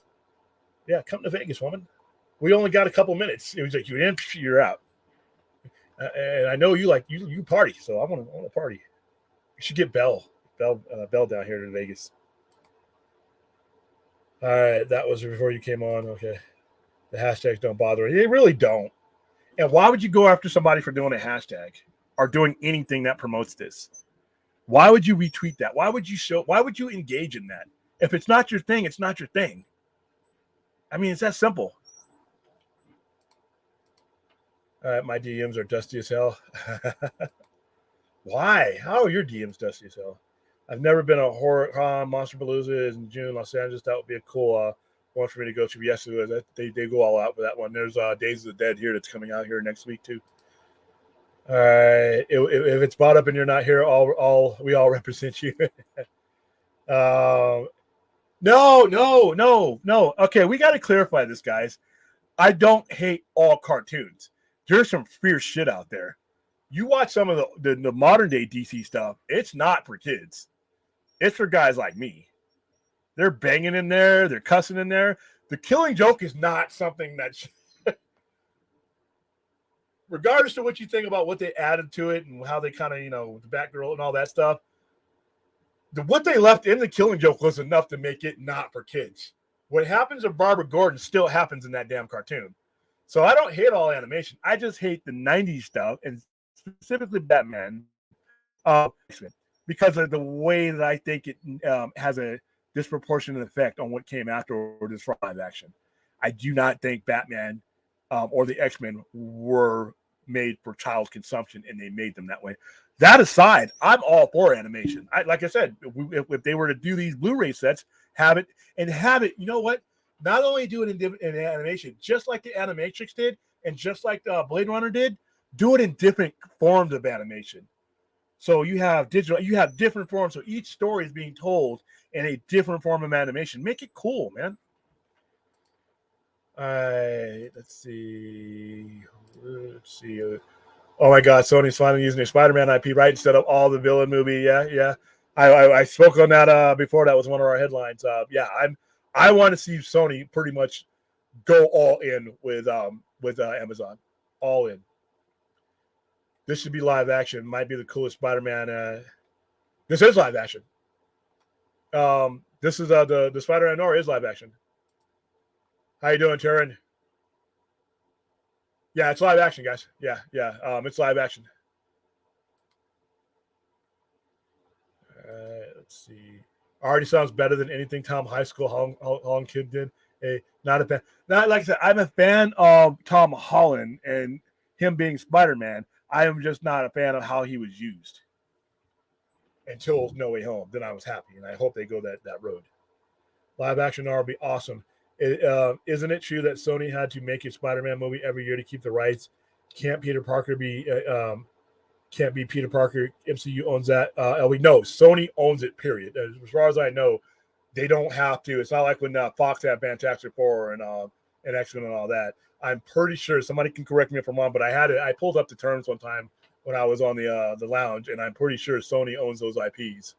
I don't think they have to do anything every other. I'm pretty sure that they bought those IPs outright. They didn't just license those IPs; they own those IPs for Sony. So I'm pretty sure that's the case. I could be wrong though. I'll have to look again. Yes. It's stupid that MCU Spider-Man needed Iron Man really. Yeah, he did. Like Dick Tracy, but Spider-Man version. I dig it. All right, let's see. I'm just still confused on how this whole Marvel Amazon. It's not Marvel. It's Sony Amazon. Jalen. Marvel is their own studio, and they deal directly with Disney because Disney owns them. But Sony owns the Spider-Man IP and anything around it. So this deal is between Amazon and Sony. All right, let's see.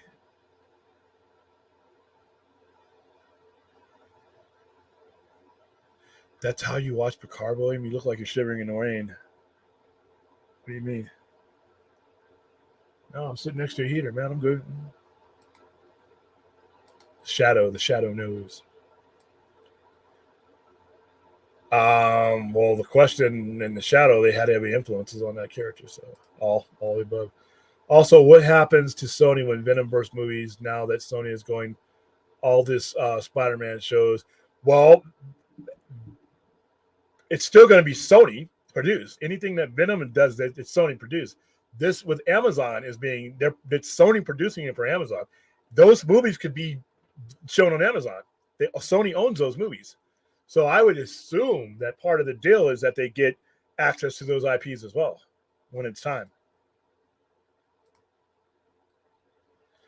So, like Sony owns the Spider-Man IP and all the associated characters, like Gwen Stacy's, any version of Spider-Man, and the characters that come from Spider-Man. Sony owns those.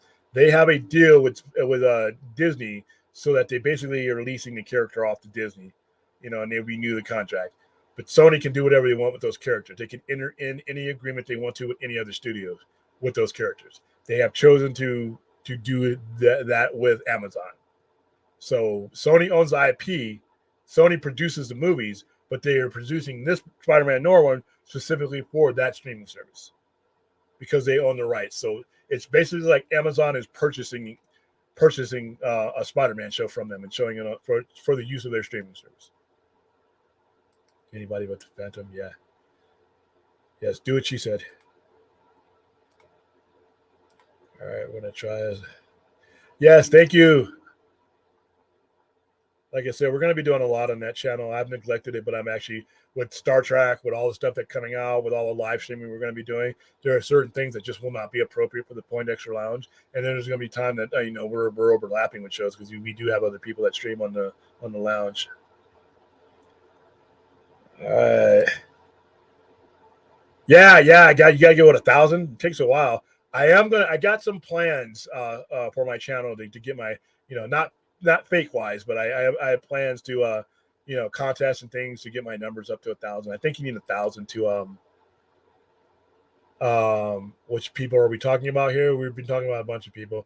All day long, I've been getting needled, and people, I know have been getting needled with the whole Snyder versus Dead thing as a result of what James Gunn tweeted.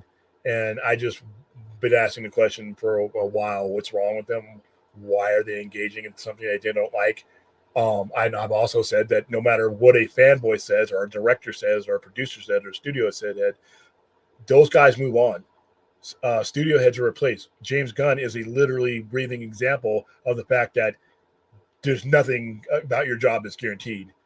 The demand for the Snyderverse hasn't died, so it doesn't matter what someone says or how much you want something to be dead. If the fact that these hashtags and these things have been popping up And the fact that the topic is still hot means there's demand. That's not up to a fanboy or a streamer or a director or a producer for that to be dead. It's just you saying it dead doesn't make it dead, but people just don't figure that out. I like to see some DC Western bring back Jonah Hex. Jonah Hex, you may see Jonah Hex. Jonah Hex is actually pretty good. That's a Vertigo. You're taking me back to my Vertigo days. Jonah Hex would be great.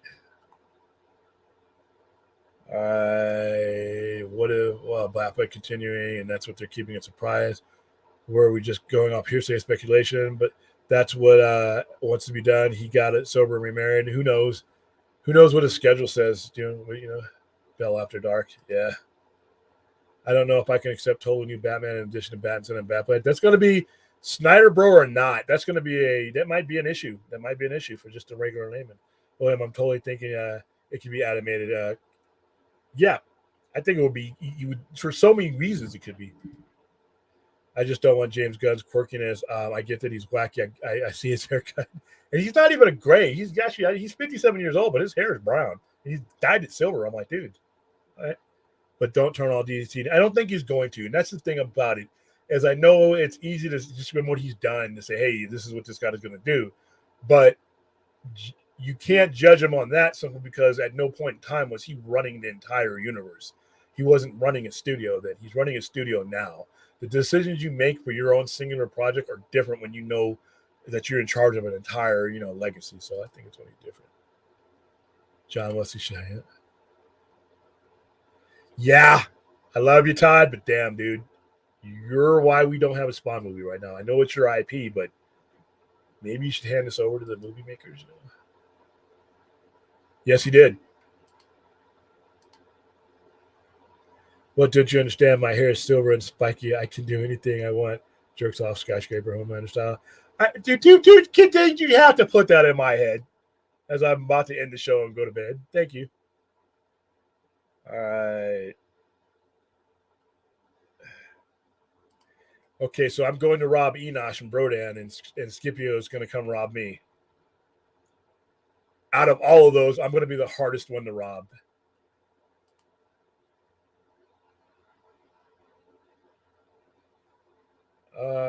What's going on here? I told not to say anything. What's your problem, man? What's going on?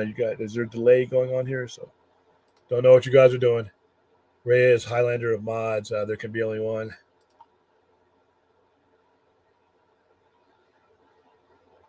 Okay, so am I reading comments that I'm not supposed to read? Is that what you guys are trying to tell me? All right, let's see. Blood and Honey. Me and Clint, we're seeing it this Wednesday. Oh yeah, this is going to be glorious. I really hope I can get the guys who made the movie on this Saturday night. This is my last weekend before the movie comes out. I really want to get them on.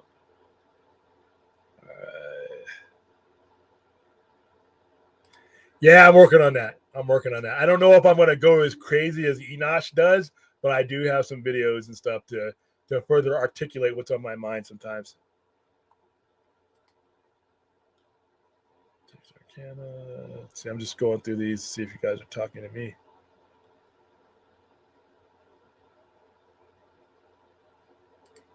Or whoever's doing it. I mean, like I said, it's in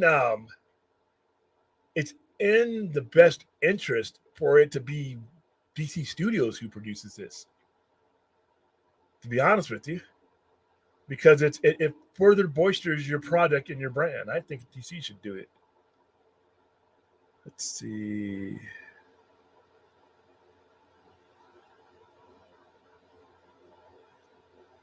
What'd you think of it, Fourth? I remember when you said it feels like you're missing something with David Lynch, but you're not. We all are. That's the point. Yeah, at least I'm not alone. Thank you, because I feel like an idiot when I'm watching his stuff. I think the garbage song is in the movie. The song that just uses scenes from the movie is in the video. Yeah. I thought Number One Crush was in the movie. It's been 25 years since I've seen the movie, but I thought no. I think Number One Crush is in the movie. I could be wrong. I love that song. I love the rhythm of that. I love Shirley Manson.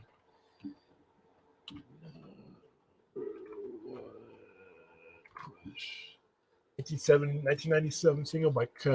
All right. The correct title of this article is Number One Crush is a song by the American rock band Garbage, even though she's from Ireland. Released internationally as a B-side to their debut album Vow. And then and in the United States on the B-side of the second single of Subhuman 1995. In 1996, let's see.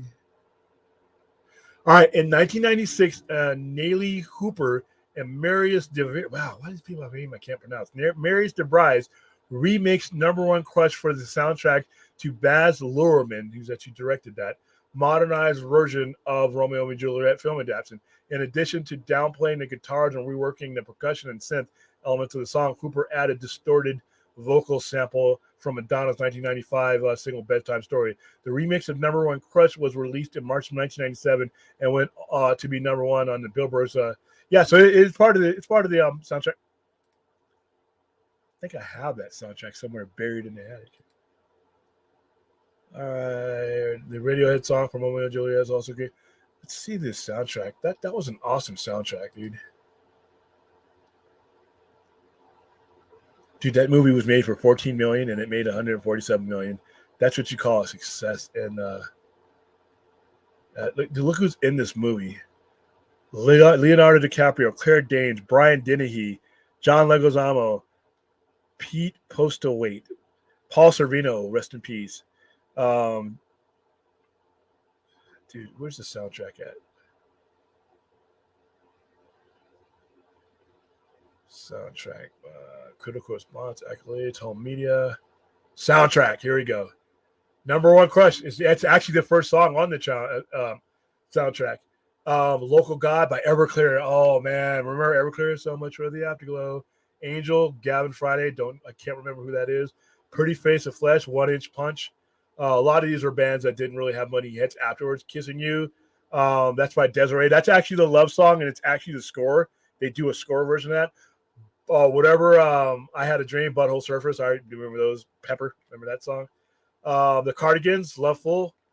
Young Hearts, Run Free by Kim Menzel. Everybody's Free, To Be Feel Good, Quentin Tarver. To You I Bestow, Monday. Like I said, I remember the song. Talk show host, Radiohead. Talk show host. That's the song you're referring to. You and Me song, the 180. So there's some hits. But if you listen to it and you watch it, it's actually a great soundtrack.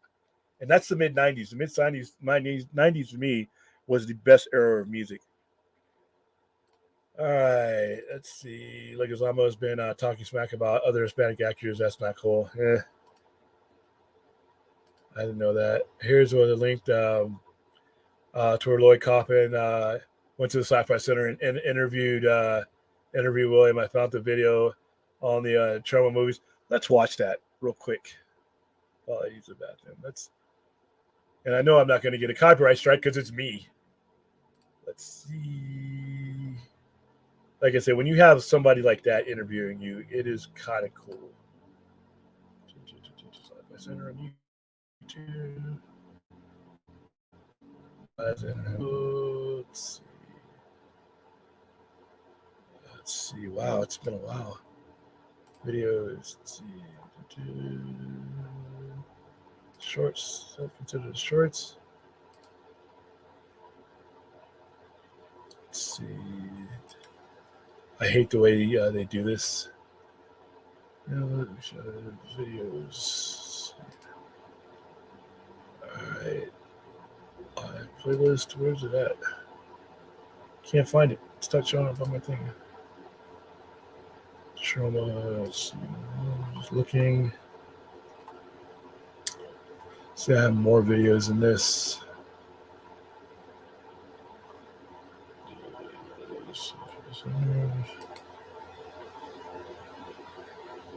Well, here we'll just do this. We'll just go into what she's doing. See live.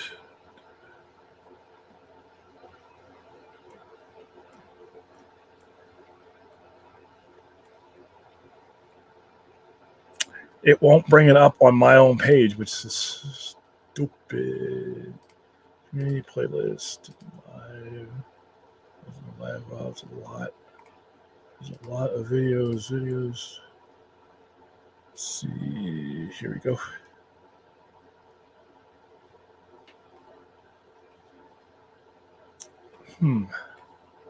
Let's see.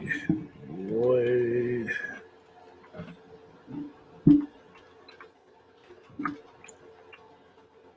Kaufman interview.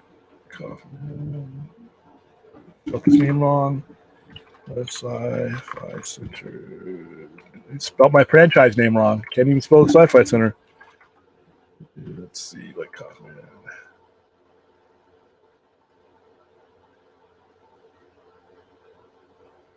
Oh, I didn't know he made a video responding to James Gunn when he got fired.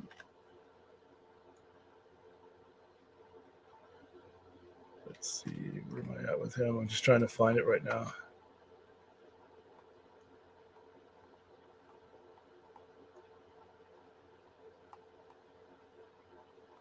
Let's see. I'll probably bring it up. I'm gonna bring it up again for the when we do. Here it is. Oh, it's not on mine. I never uploaded it. He uploaded it to Trauma Films. Actually, wow, that's weird. That's cool. I'm on Trauma. All right, hold on, guys. So we're gonna. All right, you're gonna see me without a hat, which most of you don't see me all the time. Just apologize in advance. I got a weird shaped head, so here we go. And I'm gonna use the bathroom while you guys are watching this. All right, hold on.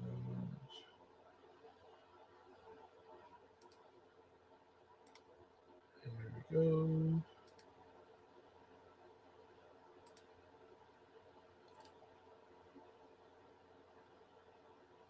That's wrong. That's wrong.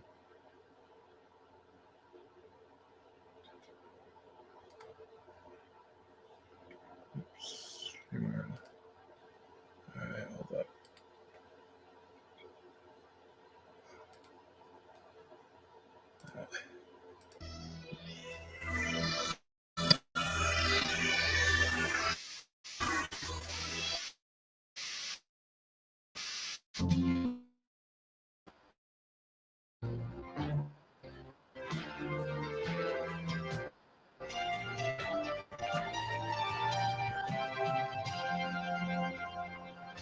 Greetings, not from Tromaville, but from Las Vegas. You can see where we are. It's not exactly the Strip.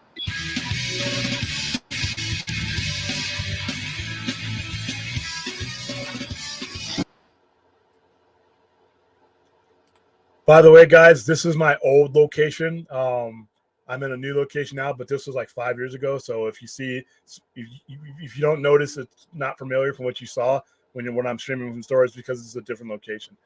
All right.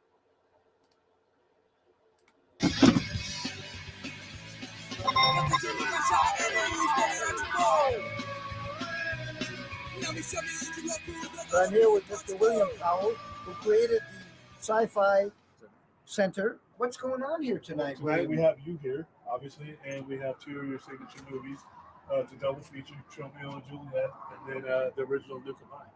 How did it happen?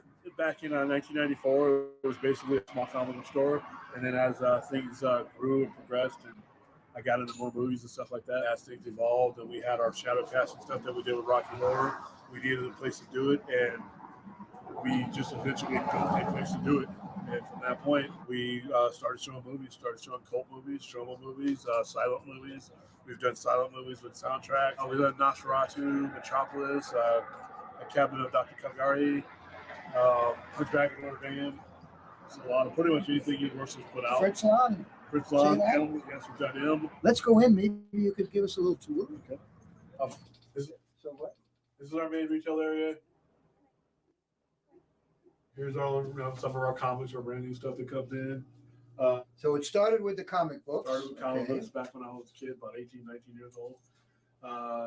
Pop figures, stuff like that. Just basically anything that has to do with pop culture, science fiction, horror, fantasy. We have our little demo reel, so that pretty much plays nonstop with things to do with comic books, things to do with fantasy movies.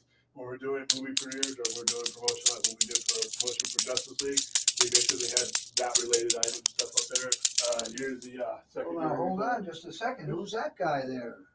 This is Stan Lee. Look at that. See? Isn't that something? Stan Lee, who created Spider-Man, found you. Yeah. Right? That's pretty cool. Yeah, created pretty much half of everything that's comics. Period. That is very true. Wow, look at this. Oh, man. So this is Lloyd's stuff. So if you come tonight, you can pretty much go on a shopping spree. Now, where do you show the movies? Right through here. Cool.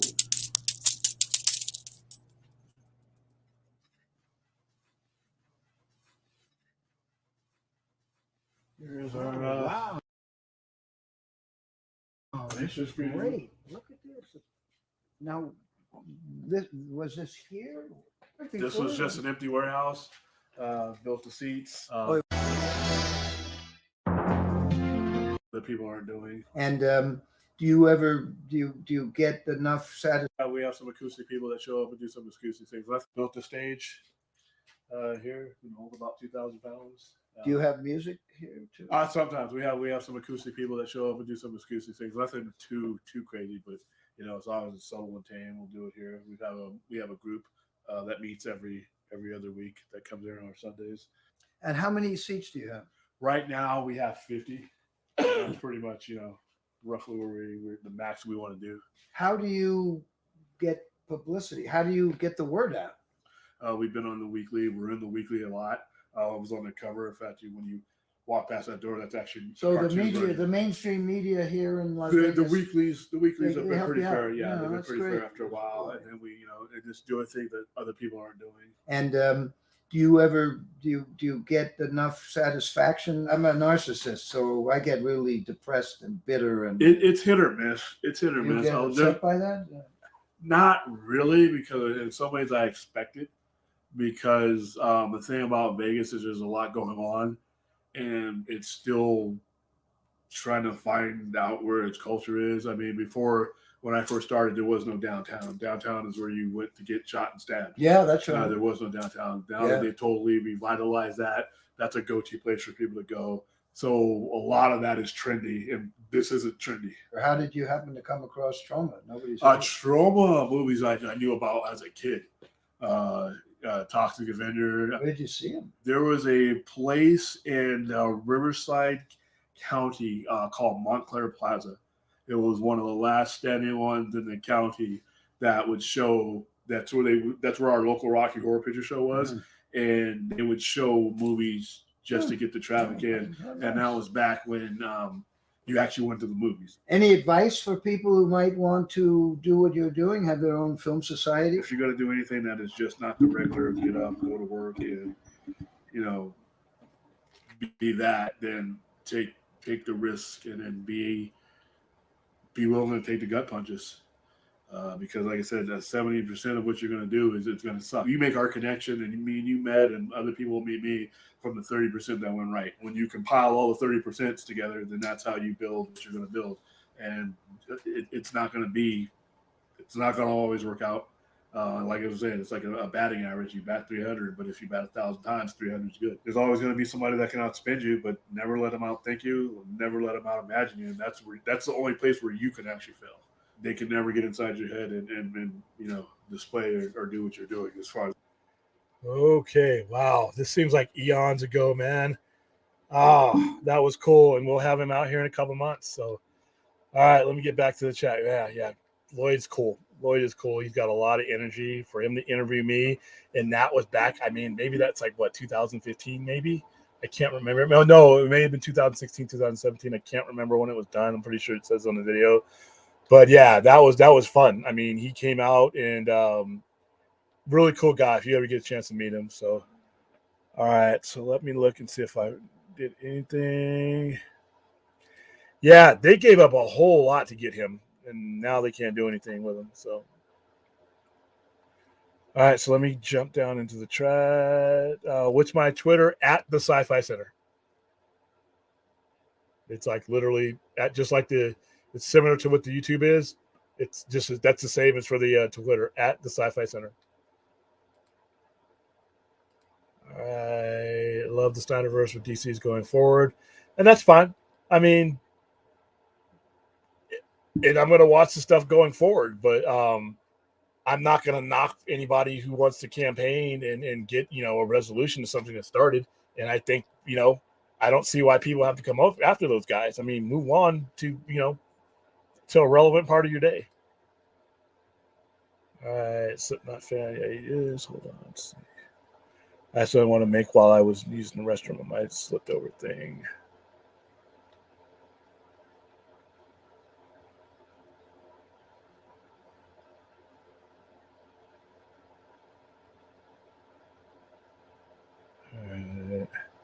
Okay, cool. I'm somewhat caught up to the relevant stuff. If you go back to the late '80s, the not Bernie, the mid '90s, there was an imprint called Vertigo, and Constantine was connected with a lot of these different characters. A lot of the characters that you see, and I wouldn't say Sandman, but he was part of that universe. He was part of that imprint. And given what Constantine does, he came across Swamp Thing and Lucifer. So yeah, it's because he was part of that imprint, and he was probably the one of the better parts of that imprint. So that same thing with Hellraiser, all those guys. What are we getting a grip on, Cork Driver? Did I miss something? Just JLL Dark. Yeah, they both JLA Dark or JL Dark. But prior to that, before there was a JLL Dark, there was a Vertigo. All right, so get my Twitter. Let's see. So fan he is. Oh, I knew they were both JLL Dark. I met. There was a deeper connection. Like Constantine had something to do with the Mystic Swamp. Well, given the nature of John Constantine powers and the metaphysical nature of the Swamp Thing, a lot of the people who were writing those stories were writing the same story arcs within the same universe. So they were just basically using the characters. But we're going to go over Swamp Thing in a couple of weeks to go over. I'm actually going to do a Sci-Fi Center Presents Vertigo, because what's called Black Label now came from Vertigo. So louder for the people in the back. All right. How far ago is this? Oh, that was that. Oh, this is 12:41. I'm 20 minutes behind.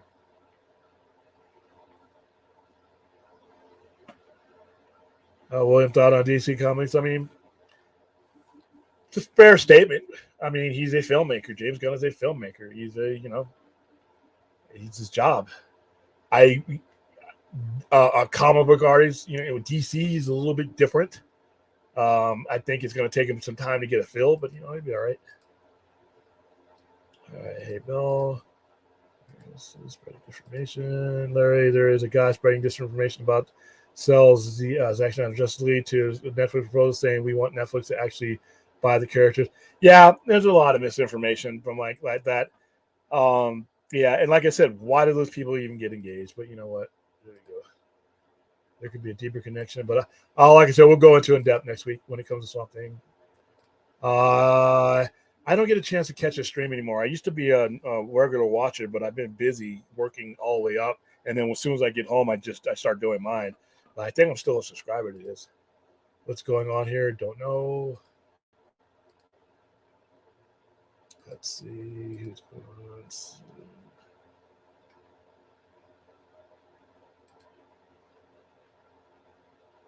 He could. I mean, like I said, I'd go for it. I don't know if they'll do it.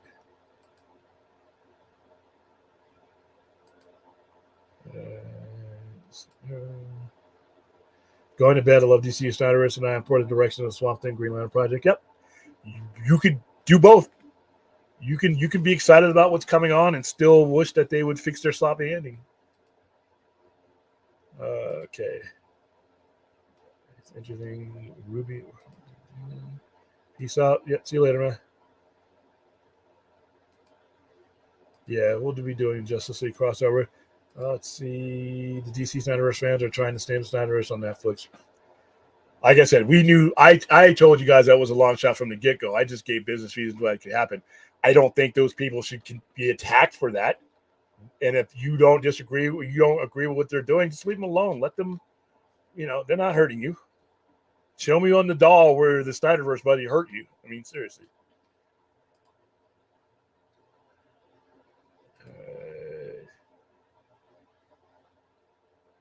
All right, listen up, my guy. All right, my band does movie scores, and I'm going to try hard to get a DCU gig. Congratulations, man.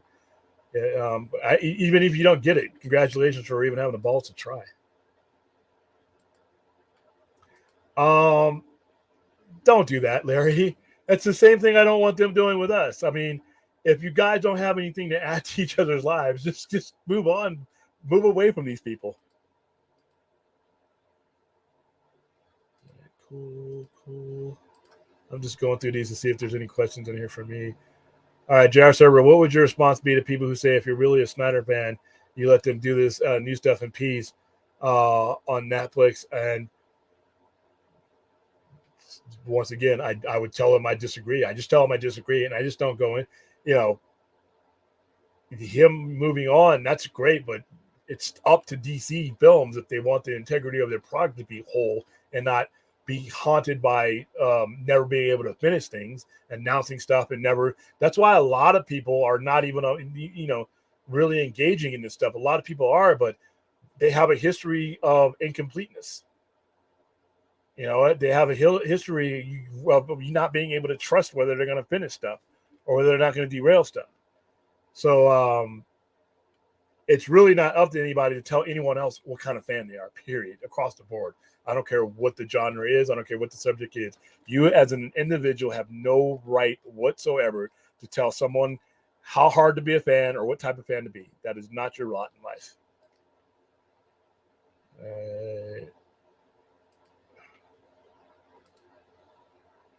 Yeah. Not touch it. All right, so all right, screenshot. Yeah, dude. Just like I said in that video, the hardest part to accomplishing anything is the first step, is to try. It is the absolute hardest thing to do. Let's see.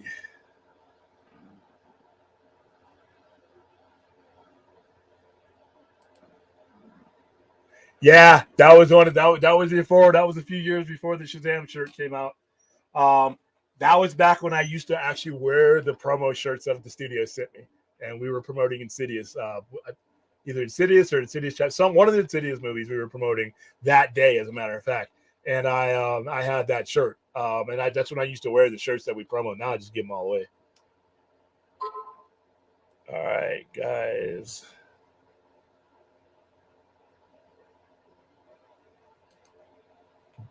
Behind me?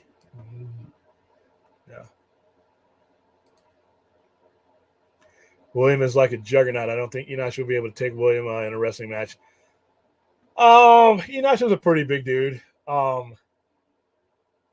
mean, I think I can, in the right circumstances, I can take anybody. If I think I'm about to be harmed irreparably, I can take anybody. But you know what?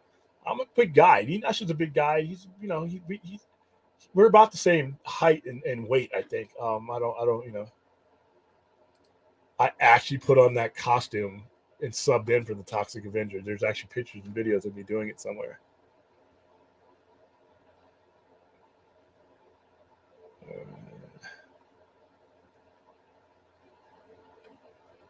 Good luck, man. Like I said, just for even getting it out there is Montclair Plaza. You're in Riverside County? I thought they knocked. I haven't been there in years. Didn't they knock Montclair Plaza down, or did they rebuild it? Because I know the one I went to was it was old then, and that was back in the 90s. Inland Empire. Yep. Woo-hoo! 909. Sorry for those of you who don't know.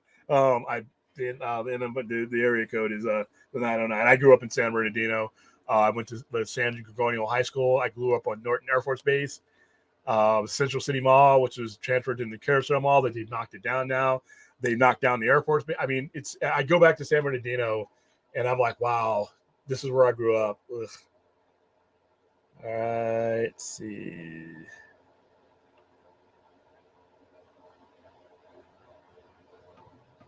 All right.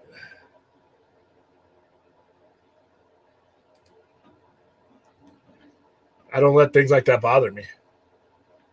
I've watched plenty of his streams where he goes after, certain parts of the fandom and tells people certain things. I've watched it. I contributed, super chats to his channel. Listen, 100% agreement with someone. 100% agreement is not a prerequisite for having a conversation or watching their streams. I disagree with a lot of the stuff he says, and I leave it at that. I mean, I don't hate on him. I don't, like I said, sometimes I used to watch the stream all the time. I just haven't been able to do so lately. But I would listen to the stuff, and I didn't have to disagree with it. Hell, I listen to Campia and Robert Meyer Burnett. I don't agree with a lot of stuff that they say. I still watch. I think that we don't have to, and that's the thing. If you disagree with something, have that opinion and move on with it. But what I saw today is just like the attack mode of people and the gloating, and I'm like, come on, what's wrong with you? But nah, I've watched the streams before and they never bothered me. Someone else's differing opinion is not going to bother me. It's an opinion.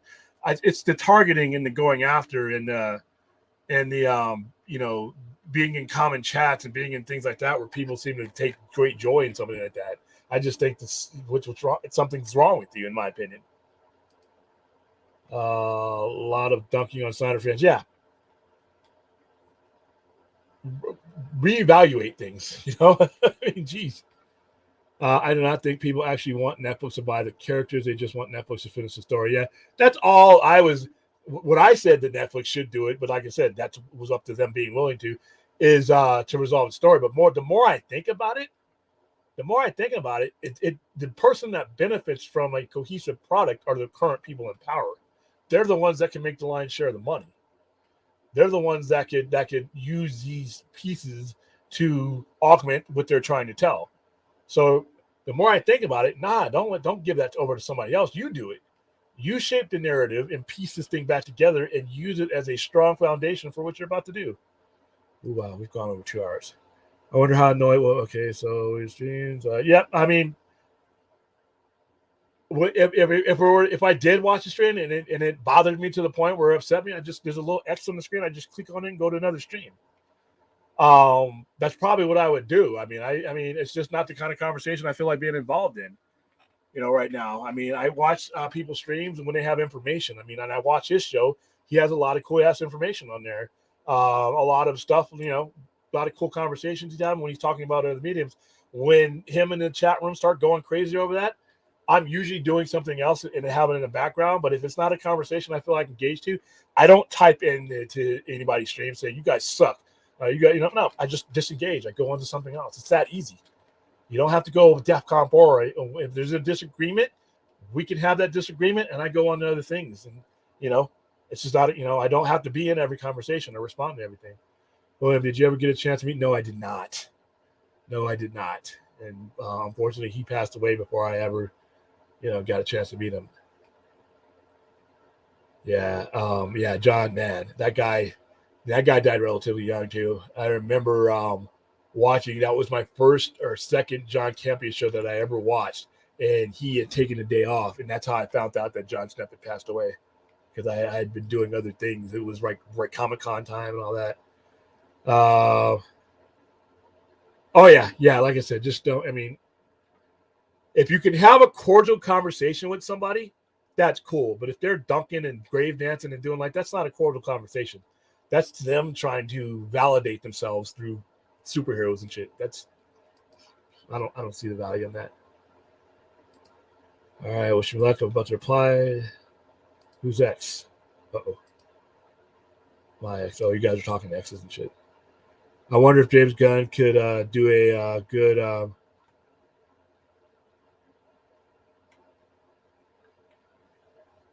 yeah. He made a good movie with Starro. All right, guys. Have you seen a movie called Mr. Vampire? It's a martial art. I know of it, but I have not seen it. Hey, thank you, Daniel Martin, for the $5 super chat. Thank you, William, for championing people's interest in fandoms. Yeah, here's the thing, guys. Like I said, if you have no regard for the Snyderverse and you're tired of hearing about it, do what I do when I'm tired of it. I just go to a different environment, man. There's nothing you can do about somebody wanting something to happen. And there's nobody who can tweet so and so is dead and it's going to mean anything as long as the demand's there. I mean, with the way Warner Brothers and, passes on and moves around managers and things don't work out, the demand is always going to be there long after any of these guys tweet anything. Now, I hope James Gunn has a long, fruitful career. And to be honest with you, if I had to bet on it, I think if anybody was going to be able to put the pieces together, it would be him. But like I said, I see no reason, to be going after people, grave dancing. I mean, and then the whole being right thing. There were people who were saying Walter Hamada was going to keep his job after the merger. And I laughed. I'm like, no, he's not. None of those guys were. Not Ann Sarnoff, not Toby Emmerich, none of those guys. I had people on the same streams as I am defending and saying that these guys are going to be there. They're doing a great job. And I'm like, you guys don't understand how mergers work. I was right? I didn't jump in anybody's stream and gloat. I didn't jump on anybody's stream and say, you're an idiot. Remember I told you and you were wrong. Ha, ha, ha. I didn't do that. If it came up in a conversation, we reminded them, remember you guys said that these guys are still going to be around. But I didn't dance on anybody's grave or shove it down their throat. I mean, I didn't need to. I looked at the situation, applied common sense, and that's what I came up with. But gloating is a sign of a serious problem. So there you go. But yeah, I don't necessarily champion. I champion people's interest in their desires to go on with it. For as long as you want to. As long as you're not hurting me, as long as you're not costing me anything, go forward until the day you drop. Whether it's the Easter Bunny or the Snyderverse. Doesn't matter. You do what you want to do. And nobody has a right to tell you to do otherwise. And if you have people around you that are doing that, you need to rethink the people that are around you. They gave it a bit of makeover, but Montclair Plaza hasn't changed much. Dude, I have so many memories with Montclair Plaza, boy. William, have you ever been to England? Yes. If not, where would you go? I was on the Air Force Base, so that wasn't that much fun. But Tower, Big Ben. When I go to England again, I'm going to see all the places where Jack the Ripper frequented, and I want to go visit Whitechapel. I've done the virtual tour, but I want to go do the real one. I feel like the links aren't working. I'm going to link it then. All right, guys, I am done. I got do I believe in Bigfoot's rule? Yeah, why not? I mean, why not? All right, guys, thank you, Daniel, for the super chat. Thank you all for your questions, comments, and concerns, and making each stream better as we move along. It is now 1:30. I had no intentions of being on the air for 2 hours 15 minutes, but I was. So I hope you all enjoyed it. Once again, when it comes to the whole Snyder stuff, listen, guys. My only question is if you don't want to engage in it, if it's not your thing, why does it even come up in your mind? And it's okay for you to have your opinion, but the engagement that I saw today, and I see every time somebody makes a tweet about something, Snyder versus dead, you guys should move on. Maybe you should just shut up. Try that. If you don't have anything to add to that person's fandom, or support them on it, whether you like it or not, then maybe you should just say no. All right. And if they're not, they're just engaging just to stir shit, then